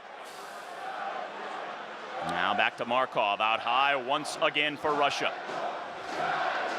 Zaripov far side for Nikulin, long shot, and puck far board. Zinoviev slides it back to the blue line. Now here is Markov lining it up, a shot, Ward the save, and the rebound is going to trickle back out to the neutral zone. Yeah, bad break there for Russia because Markov came in from the point. That point was left unoccupied, so Russia has to set up once again. Markov drops it off. Now it's Fedorov giving up to Ovechkin. He drops it to Markov at the point. Now over to Kovalchuk, his shot. Karams to the corner, now around the near boards, and this one's out of play with 27 seconds left in the power play for Russia. Sergei Fedorov's hurt. He's heading off to the bench. He was in front, and he'll get attention right away. I didn't see what happened. Did he? Yeah, he got hit. Burns knocked him down as Fedorov was sliding back into the slot, so Fedorov never saw it coming, and that 38-year-old back is aching right now. Ovechkin is out there with Semin, though. Kept in by Korniev for Russia. Shot redirected to the near side. Russia will hold in, however. Final 15 seconds of the power play. Now to Ovechkin in front. He backhands to Kovalchuk. Wrister saved by Ward, and he's going to glove it for the whistle. Kovalchuk robbed by Ward. Ovechkin with a beautiful no-look pass to Kovalchuk. Kovalchuk walking in, picking his spot, but Ward was there. And as we follow through, watch for the reaction by Kovalchuk. after this shot. Kovalchuk thought he had it. Instead, it was Ward who had it. You can just see off to the right of your screen. Kovalchuk just dropping his head down. He pounded the butt end of his stick on the ice. The frustration has been there throughout this tournament for Ilya Kovalchuk. He has showed that frustration from time to time and did it there as he was denied on the power play. Final seconds of the 5-on-4. Now Sharp is back. We go to even strength 5-on-5. As Russia works it in, Radulov a shot, and Ward is going to cover up on the rebound. Now, the Russians historically are a group that can get frustrated, and that will manifest itself. They're not shy about showing their frustration, trying to take it out on their opponent with a little more physical, rugged play, but that can also lead to some bad penalties. We'll see if the frustration builds here in this third if Cam Ward continues to stand up to him. Jovanovski for Canada. And it goes all the way down the ice, and it'll be Kalinin back for it. 15.5 minutes left to go in our third period. 4-2 Canada. Getzlaf from his knees, backhands down deep. Nash, a hit in the corner. Terashenko has some daylight near side for Russia. Long pass ahead, deflected by Jovanovski up into the Russian bench. Had Jovanovski not gotten to that, that could have been a one-on-none for the Russians, but good anticipation by the veteran defenseman. Yeah, he's anchored things defensively, hasn't he, for Team Canada on the blue line? Shots on goal this period, 5-0 in favor of Russia. That power play was active. I'll give you an indication here that Russia has been getting some opportunities, but Ward has stood tall in Team Canada's goal. Zinoviev can't control it as the Russians tried to work in. Now St. Louis goes down as he backhands in. This is Prushkin. He'll take a bump in the corner. And now Zaripov, long outlet to Morozov. He's going to go around Duncan Keith. Got Keith on his back, drops it off for Zinoviev in front to Tutin. And one pass too many for the Russians. Now Canada back the other way. St. Louis in front, and it's just deflected wide of the mark. Good job by Zinoviev because Tutin had gone in so deep. Zinoviev on the back check, the forward coming back to make a good defensive play. Bouwmeester in his own end gathers things for the Canadians. Line change for Russia. 14.5 minutes left to play. Derek Roy with a nifty move. Backhand. Nabokov the save. Rebound, and that one went wide. Shane Doan with the shot for Canada. Bouwmeester there to keep it in. Wrist shot. Never made it through. And Nikulin is going to go into the wall, taken by Doan. And four players have it wedged to the wall. And the officials want him to get it free. Puck sliding gingerly along the boards. Now here comes Markov away near side. Ovechkin out at center trying to do his thing, chipped away and into the crowd. So just under 14 minutes left to play in our third period. 4 goals in the first, 2 in the second, none so far in the third. Still a 4-2 Canada lead.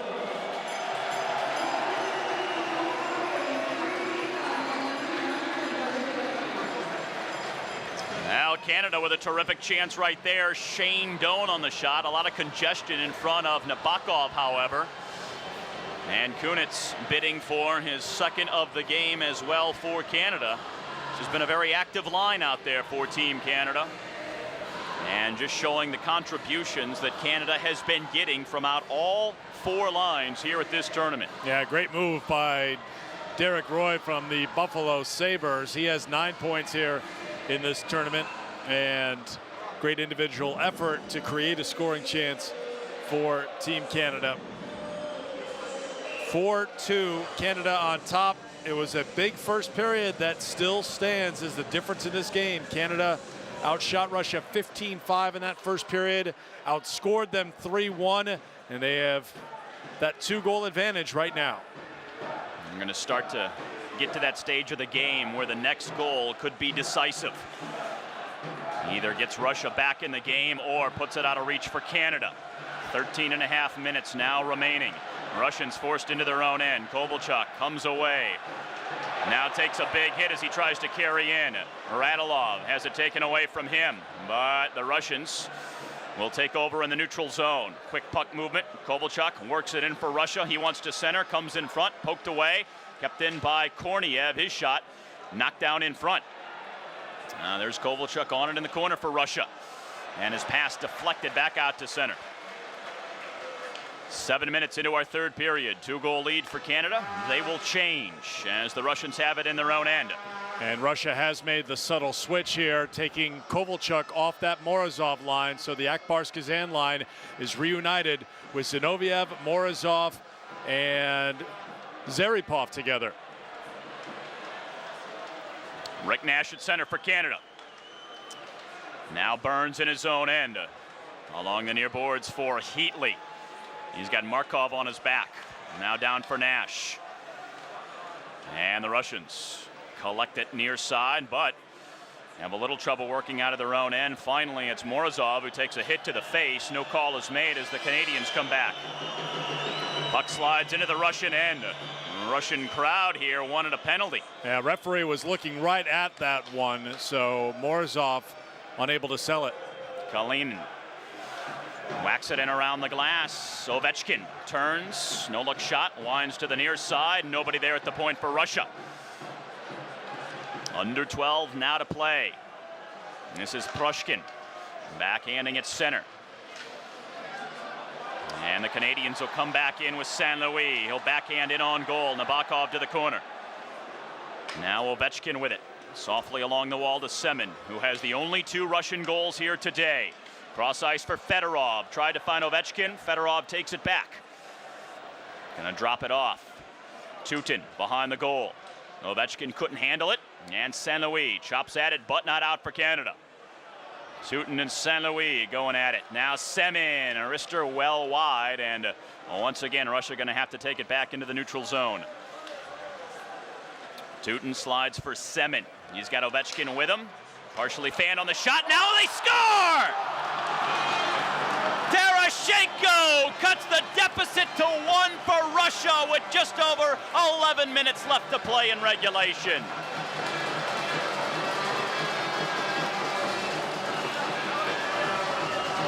Second of the tournament for Alexei Terashenko. As Russia carried in, Terashenko is coming off the bench to replace Sergei Fedorov. Semin and Ovechkin were still on the ice, so Terashenko unmarked as he came up down the slot and put it in for the goal, and Russia has it back to within 1.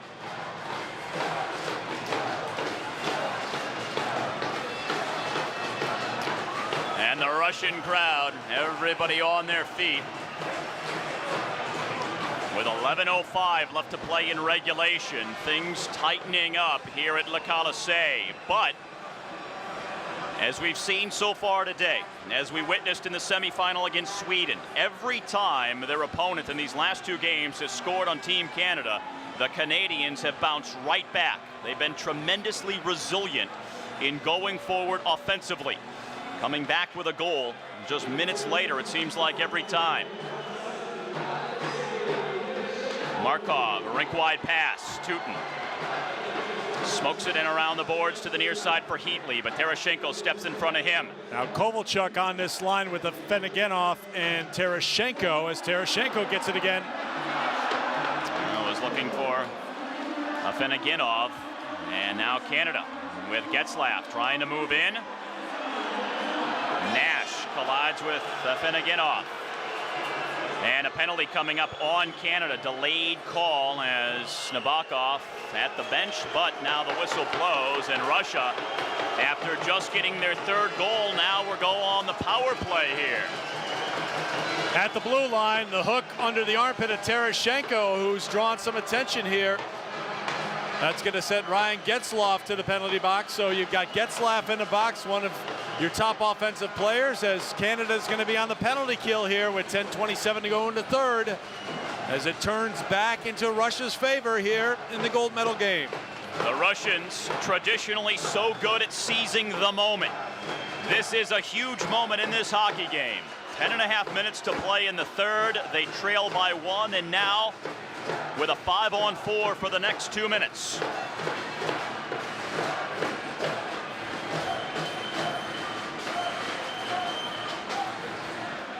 from the draw, Semin a shot, and Ward had to make the save. Hacked at and back out to center. Kovalchuk ready to carry right back in. A rink-wide pass, and now the Russians set things up before they work it in. Backhanded, and the Russians never really got things settled before they tried to carry in, so that gives Canada a chance to shoot it down the ice. Now here comes Fedorov out to center. The veteran plays to Ovechkin on the wing. Cam Hughes loads and just rifles it down the ice. And just over the midway point of our third period. 4-3 Canada. 1:20 to go in the 5-on-4 for Russia.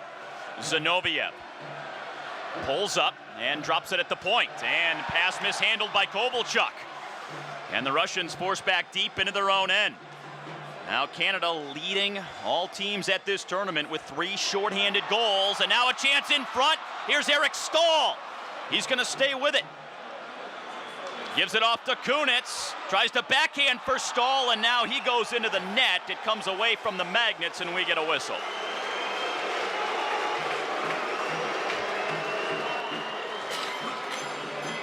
Now Kunitz and Stahl, terrific job killing off the penalty and creating some offensive chances on the PK for Canada. Well, the sloppiness for Russia began before this moment right here. You'll see the tail end of it, of the play, as Stahl was knocked over by Korneyev and into Nabokov. You see Korneyev tripping up Stahl, and that's how Nabokov got upended. But Russia just real sloppy in their own end. On the man advantage, it results in a face-off in the Russian defensive zone.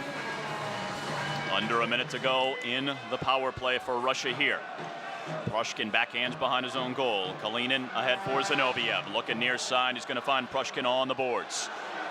Now the Russians work it in behind the Canadian goal. They'll try to get things structured on the power play.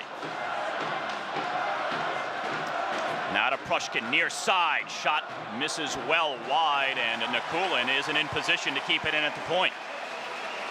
25 seconds left to go on the power play for Russia. Quickly back to center. Prushkin has it poke checked away. Now St. Louis knocked down at center. And Russia with the final 10 seconds of their man advantage. Zaripov chasing in after it. Cam Ward sweeps it to the near side for Canada. Now in front, nobody there for the Russians. Final few seconds, and Getzlaf back on the ice. We're 5-on-5 here. Shot knocked down in front. And here comes Getzlaf out to center for Canada. Bouncing puck, and Russia wants to catch Canada in a change, but a shot is blocked by Staios. One of the best shot blockers in the NHL. Staios blocked another there for Canada. And now St. Louis dropping it off for Ryan Getzlaf. Gets around his man on the wall. Prushkin, though, takes over for Russia. Out to Terashenko, now Zinoviev against Staios. Tries to walk around him. And the Canadians will turn it back the other direction. Heatley gets sandwiched in Russia into their own end. As we're down to 7:40 left to go. Canada with a 1-goal lead in the gold medal game. Bouwmeester back for the puck. No, a giveaway, but it comes right in on Cam Ward, who's able to glove. 7:30 remaining in regulation. Canada 4-3, the lead over Russia.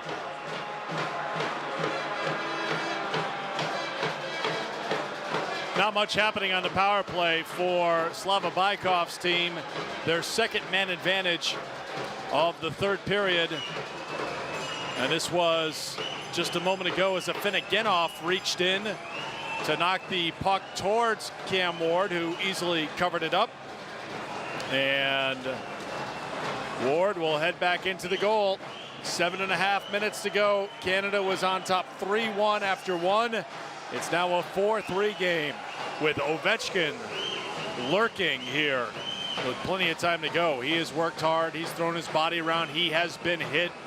We've seen Zinoviev in the middle of things. Terashenko's played very well here in the third period. Can Russia get the equalizer, or will Canada end the long drought for a host nation winning a gold medal? Hasn't happened since '86 when the Soviet Union won. And the faceoff will come deep in the Team Canada end to the left of Cam Ward. Shots on goal have really tightened up. 26-25 in favor of Canada. And they also lead the game by a single goal at 4-3. Kept in by Semin.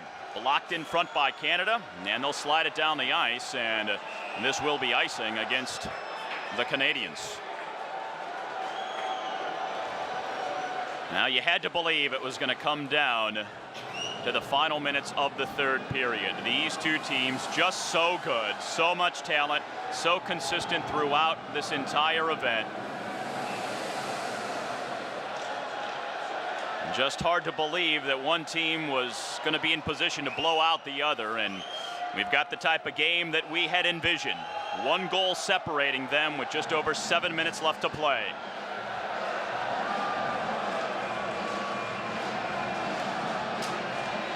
Well, the shots on goal now even at 26, Steve. That means here in this period, Russia has outshot Canada 9-3.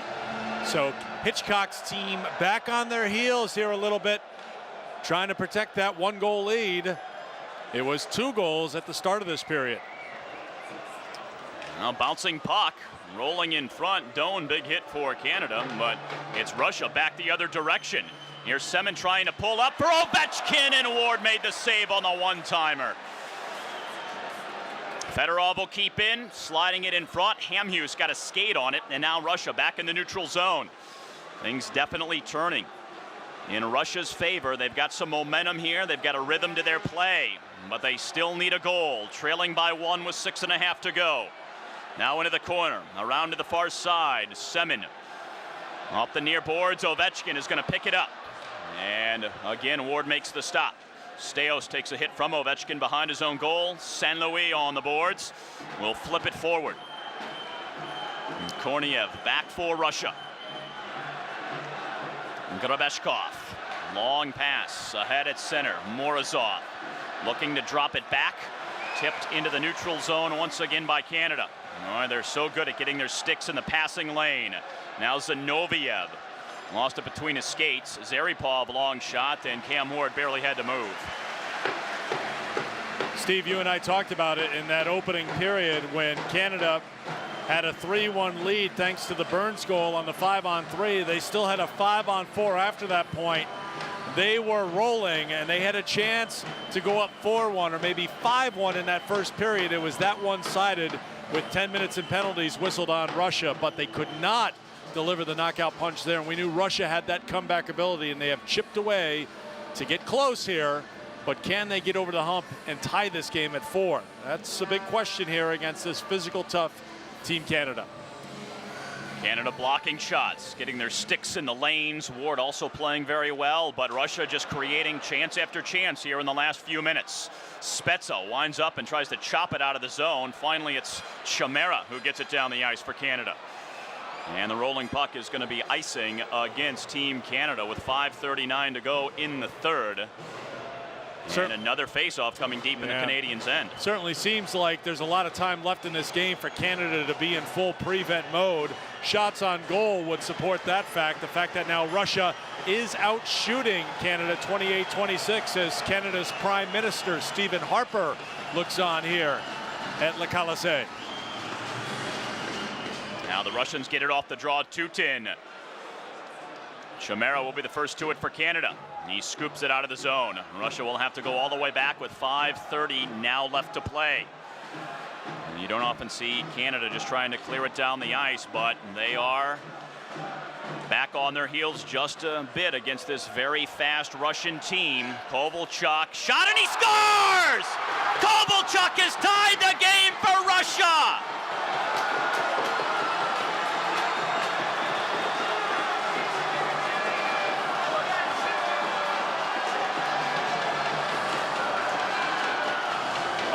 Things have indeed changed here in Quebec.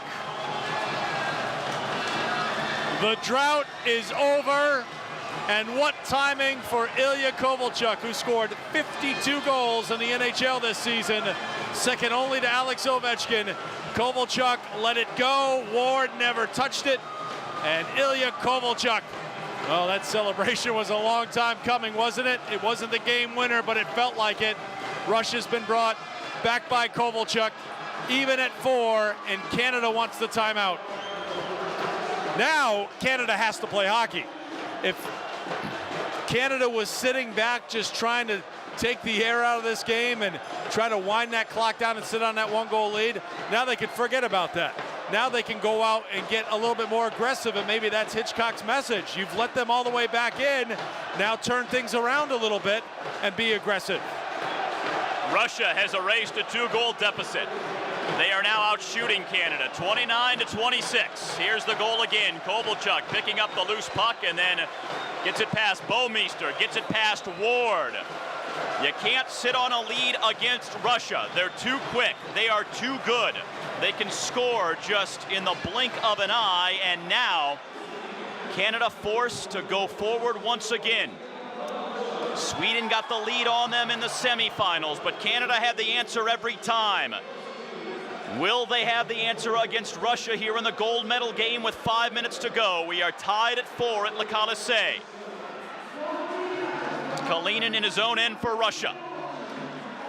And that one is going to be hit with a high stick with 4:49 showing on the clock, and the faceoff coming deep in the Canadian end. Shots on goal now 12-3 here in the third period. That's what you need to know, as Bykov's team has stuck with it.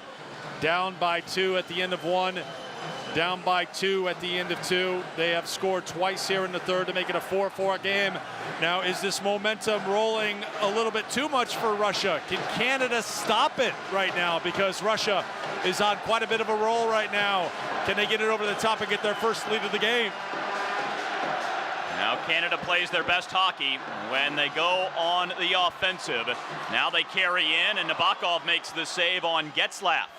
Top line for Canada out there now. Heatley, Nash, and Getzlaf. Here is Rick Nash.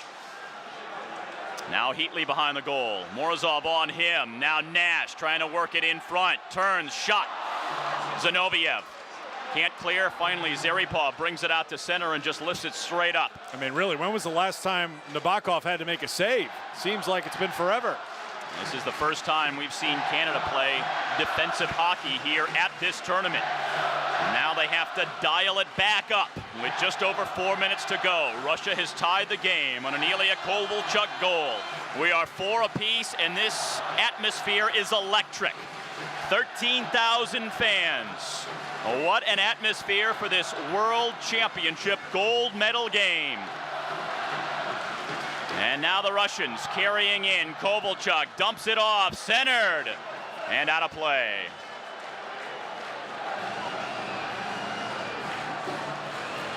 Now it's following the script. Going down to the final minutes. Tied in the final game here at the World Hockey Championships in the 100th year of the IIHF, in the first ever World Championships held in the birthplace of the sport. The 2 most decorated hockey playing cultures are deadlocked at 4 apiece. Now a long shot deflected. Side of the net comes loose. Canada skating hard to center ice now. Chamera tries to go around Grabeshkov. It's capped in. Here is Spezza. Can't go around Kovalchuk, but he takes it into the corner. Spezza hits the back of the net. Now Terashenko gets it for the Russians. Near side to Kovalchuk. Rink-wide effort. And now Duncan Keith. Patrick Sharp banned behind the Canadian goal. Winding down to just over 3 minutes left in regulation. Steos skates it to center for Canada. Whacks it in around behind the Russian goal. Chamera battling. Prushkin on the far side. The Russians come away. Now it's center. Here is Ovechkin trying to split the defense. Alexander Ovechkin against Hamhuis. Going to take him to the wall. Now it's Derek Roy scooping it down the ice. And this is going to be icing against Canada. Well, with 2:41 left to go in the third, if we stay tied, this will be the first game here at this tournament where we will play a full extra period of sudden death if necessary.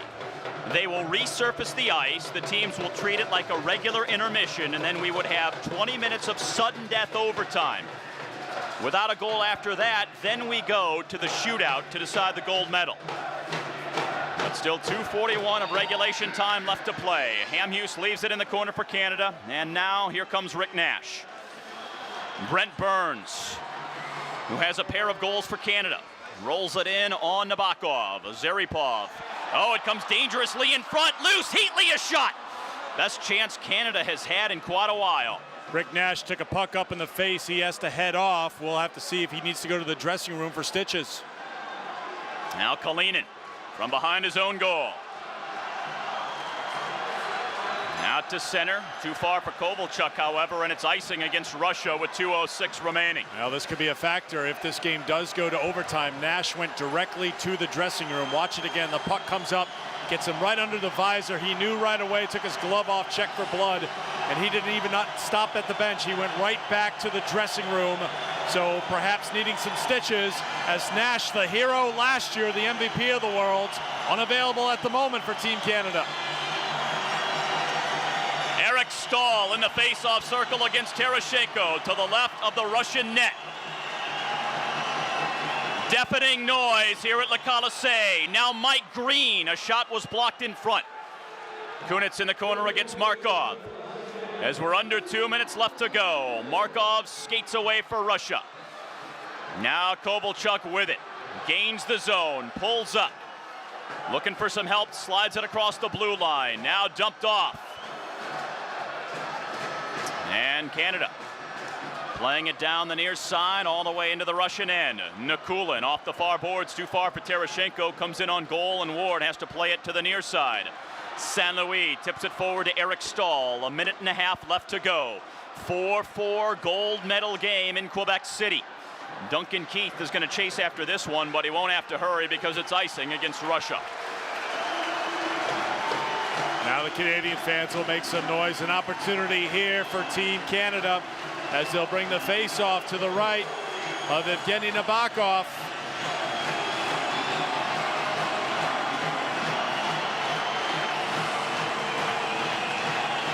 Flags of both countries waving high here among this sellout crowd of 13,000.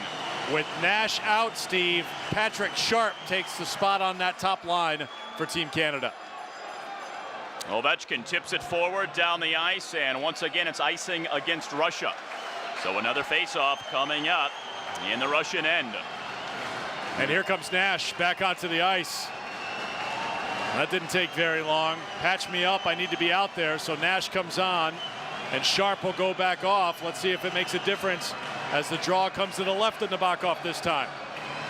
Now we're at that stage where the next goal could very well be the one that wins it. Now Nash in front, and Ovechkin has some room to center. He's 1-on-2, but still dangerous. Alexander Ovechkin trying to move in. Hamhuis goes down, Ovechkin in the corner. Gonna take a hit, and Burns sweeps it around to the near side, but not out. And that shot was knocked down by Getzlaf, who backhands to the near side, and now the Russians are offsides with under a minute left to go in regulation play. Wow. Nearly an opportunity coming back the other way for Team Canada, but it was broken up in the neutral zone. First of all, Ovechkin 1-on-2 may not seem like a good idea, but with the way Ovechkin's been playing, why not? Couldn't get a shot up on goal. And then back the other way, Canada was trying to break back, and Getzlaf almost had Nash, but it was broken up. Face-off out at center with 48.4 seconds remaining. Tutin back in his own end for Russia. Head to Zinoviev, one-touch pass for Morozov, and now Steos going to get to it first, deep in his own end for Canada. Going to take shelter behind his own cage with 1/2 minute left to go in regulation play. We are tied at 4 here in Canada. Morozov intercepts at center. Zaripov, shot partially blocked, and Ward is not going to take any chances.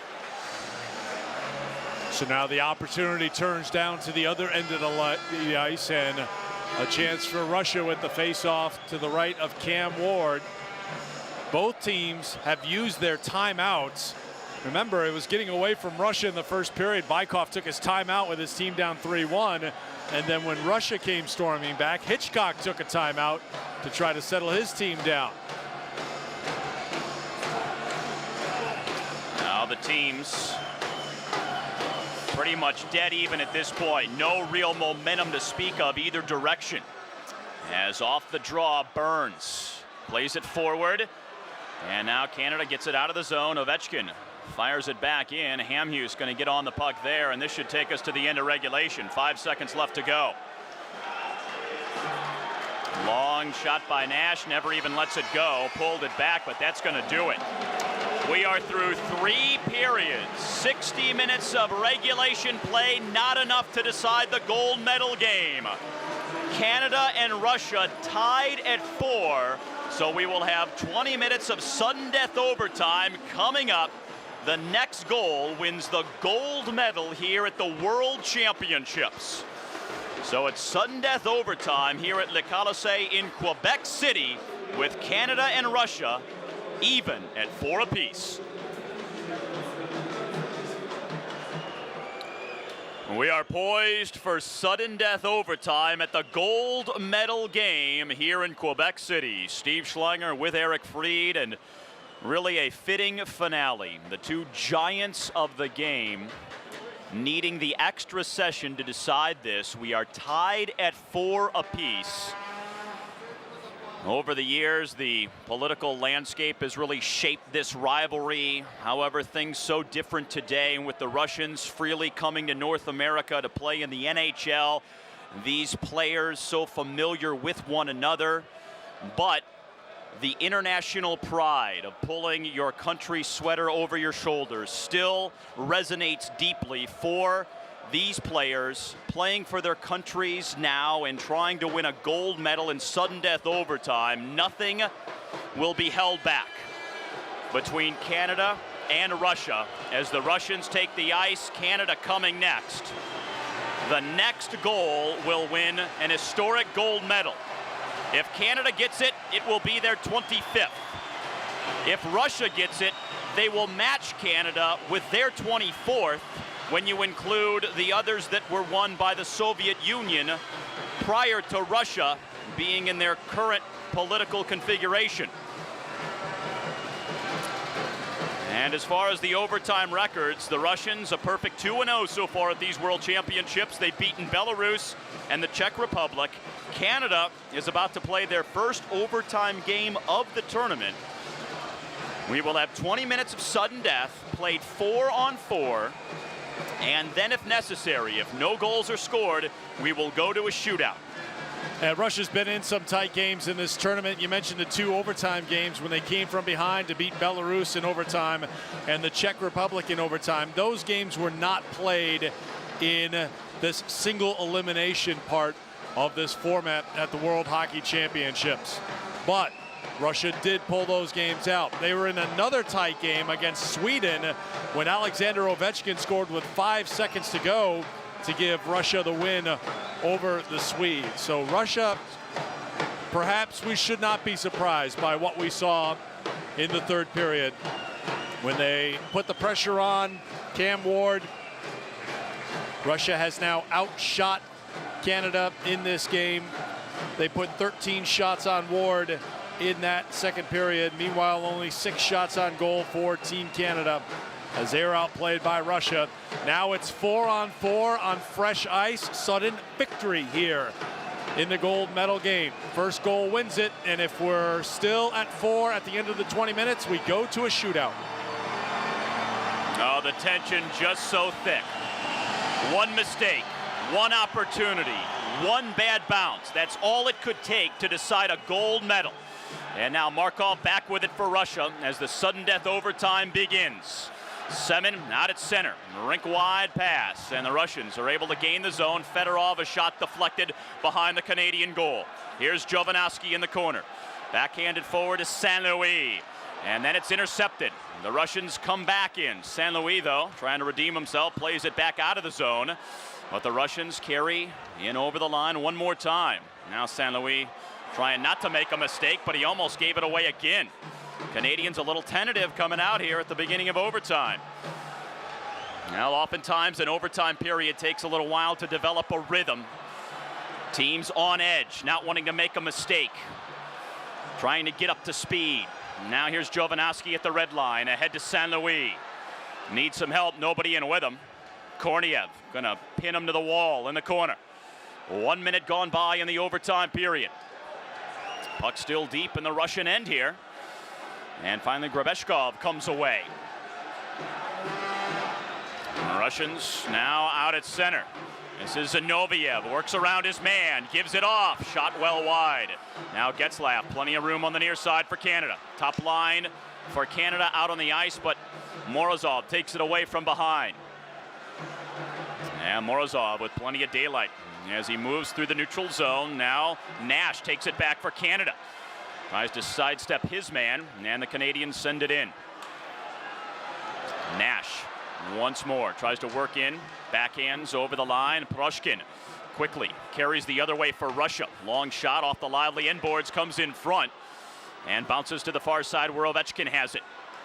And Nash is going to scoop it up out of play. This could be a delay of game call, but here in overtime, penalties are certainly much harder to come by. In regulation, without a doubt, that's a delay of game. In overtime, not so fast. I think it has to be. Nash was in his own zone, flipped it up and over the glass. The officials are talking it over. Well, clearly, without the circumstances we have right now, it would be a delay of game. But the officials certainly don't want to have a significant impact on the outcome of this game now. Both captains over there talking with the officials here. It's been a subjective call, and you know, perhaps that's what the debate is here between all the officials. Yeah, they're going to call the penalty.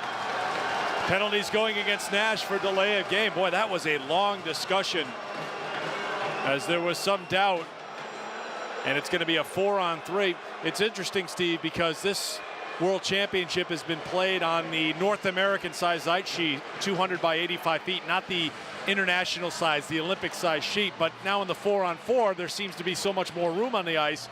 4-on-3, it's going to seem like there are acres of space on the ice out there for Russia to move around, and they come right out with 4 forwards here in the 4-on-3. Look at this firepower. Semin, Fedorov, Ovechkin, Kovalchuk trying to put it away right now.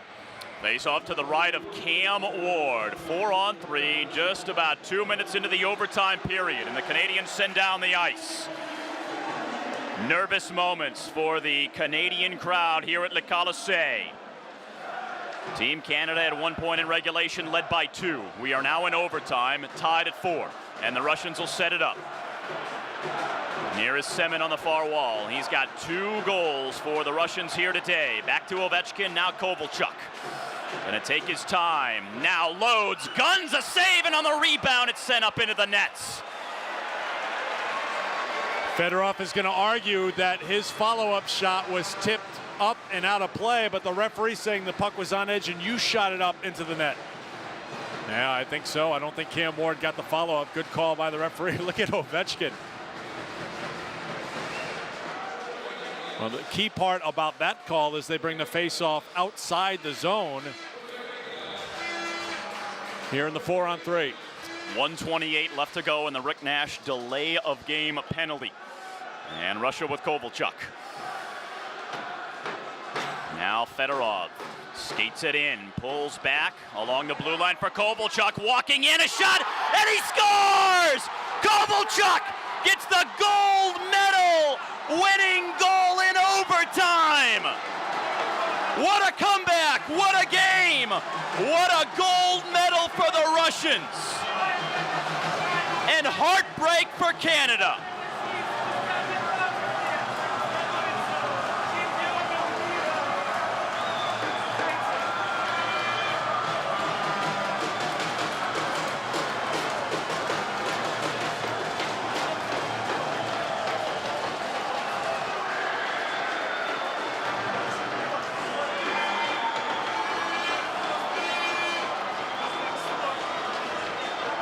Really 2 turning points in this game, in my opinion. As you see the tears, you see what this means to Russia to have their first World Championship since 1993. The first period, Canada poised to blow Russia out of the game. They could not. Russia stuck with it. And in the third period, Kovalchuk scored that goal that finally got him on the score sheet. and it seemed to shoot him full of so much confidence. And with Nash in the penalty box, this will go into the books as a controversial gold medal for Russia, because the officials had to talk for so long about, well, should that be a penalty on Nash? They eventually decided to give Russia the 4-on-3, and we mentioned the names: Fedorov, Semin, Ovechkin, and in the end, it's Kovalchuk. 2:42 in to the overtime that ends it on the power play. And Russia, golden here in Canada.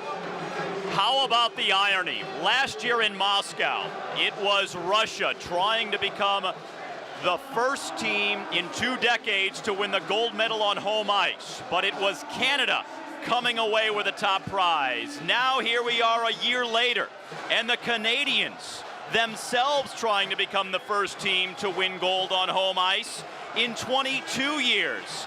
And who is the team that denies them?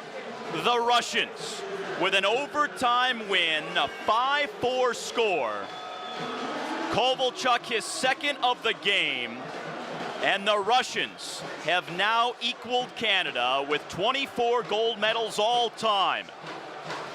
It is their second gold medal as the country of Russia specifically, but when you add in the ones captured by the Soviet Union, this country has now won 24 gold medals all time to equal the total of Canada. 5-4, Russia wins the gold in overtime here in Quebec, and we'll come back with more from the Colisée right after this on WCSN.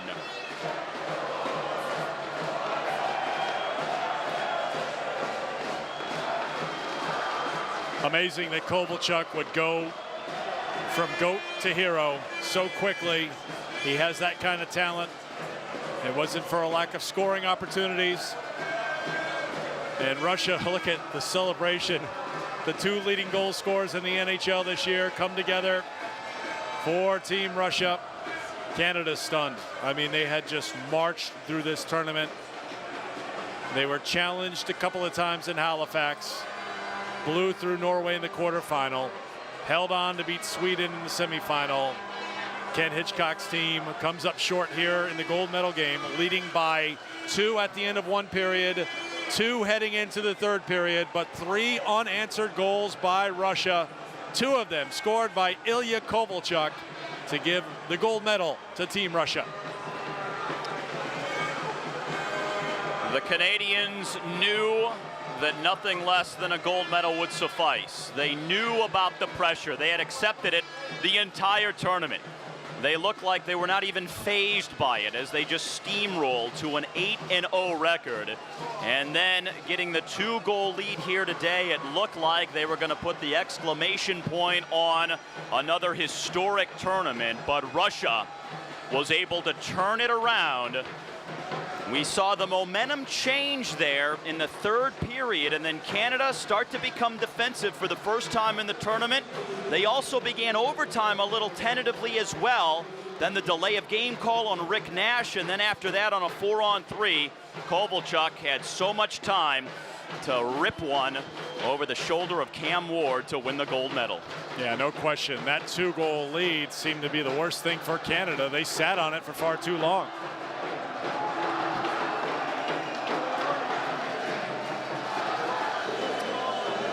Now for Russia, it is their first World Championship gold medal since 1993. As the celebration continues for the Russians, the Canadians all lined up along the blue line. They just want to get the medal ceremony out of the way. But the Russians accepting the congratulations of the dignitaries, the coaches, the staff, and those are well-deserved well wishes for Slava Bykov. Steve, he's the one who really changed the mindset of how a coach should run things for Team Russia. He wanted open dialogue. He wanted, the term we use here in the States is to be a player's coach. Still ruling with a bit of an iron fist, but a little softer than what he had played under. And he really had open communication with the players. He had to be firm at times, but when it came down to it, he pulled together this group of players from the National Hockey League and from the Russian Super League and all over Europe into a unit. And they played team hockey. they play discipline hockey except for the first 20 minutes in this game here today throughout the tournament. They overcame that in the first period to win here in Quebec City by a score of 5-4. Now they may no longer be the Red Army, the team emerging from behind the Iron Curtain with the CCCP on their sweaters, but this is still Russian hockey. The country that dazzled for so long, the mysterious nation with so many skilled players you only saw during the World Championships or the Olympics, when they were allowed to emerge from within the boundaries of their own country and play on the international stage. They took your breath away with their skill and their speed, and we're of course now in an era where they're allowed to come over and play in the National Hockey League, so we see their incredible skill on a regular basis. But when they get together as a nation and play for a gold medal like this, they have developed the ability to play as a team, to in some ways subjugate those individual skills for the greater good of the entire squad. Here's the moment. The captain, Morozov. Watch him get mobbed.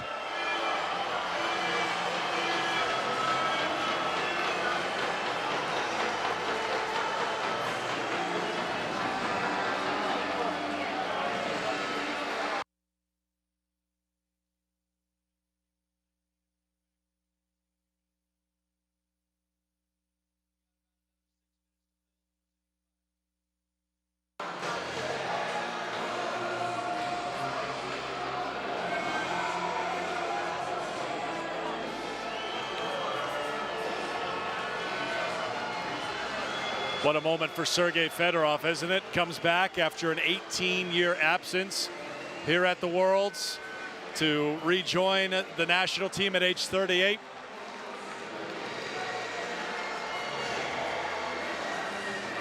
So Fedorov back, and Russia will share it.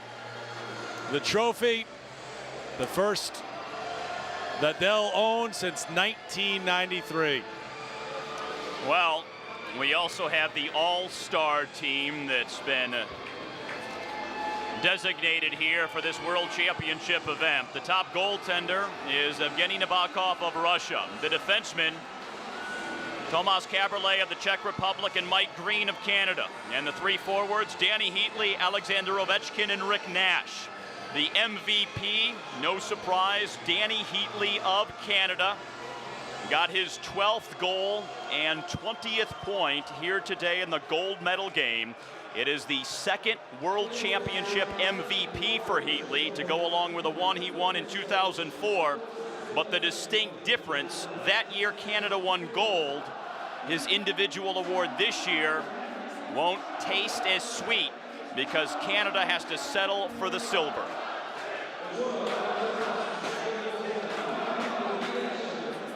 Well, this is a bittersweet moment for the fans here in Quebec City, isn't it? They have remained here in the building for the most part to salute Team Canada that brought them so many great moments.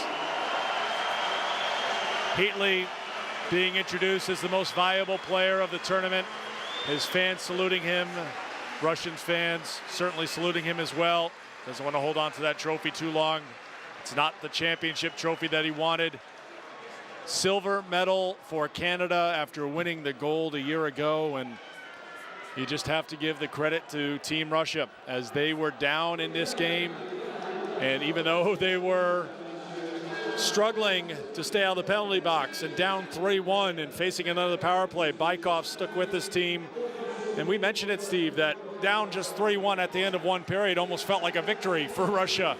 They parlayed that into a victory in overtime, thanks to Ilya Kovalchuk. And what a fitting end for Kovalchuk. I mean, he had been robbed throughout the tournament. He must have broken about a dozen sticks when he thought he was teeing up a goal. He showed that frustration throughout, but he finally gets a goal here as Kovalchuk scores in the third and in World Championship. Yeah, boy, what a ride it has been. 54 games over the last 17 days, and we certainly hope you've enjoyed our complete World Hockey Championship coverage here on WCSN. It was an historic event with as magnificent an ending as we could have possibly hoped for. A rich and captivating sports moment, really by any measure, and we were certainly thrilled to be a part of this here at Le Colisée. Russia wins their first gold medal in the last 15 years, and now, for Eric Freed and all of us at the World Championship Sports Network, I'm Steve Schlanger. Thanks for sharing the moment with us, and now we bid you so long for the last time from Quebec City.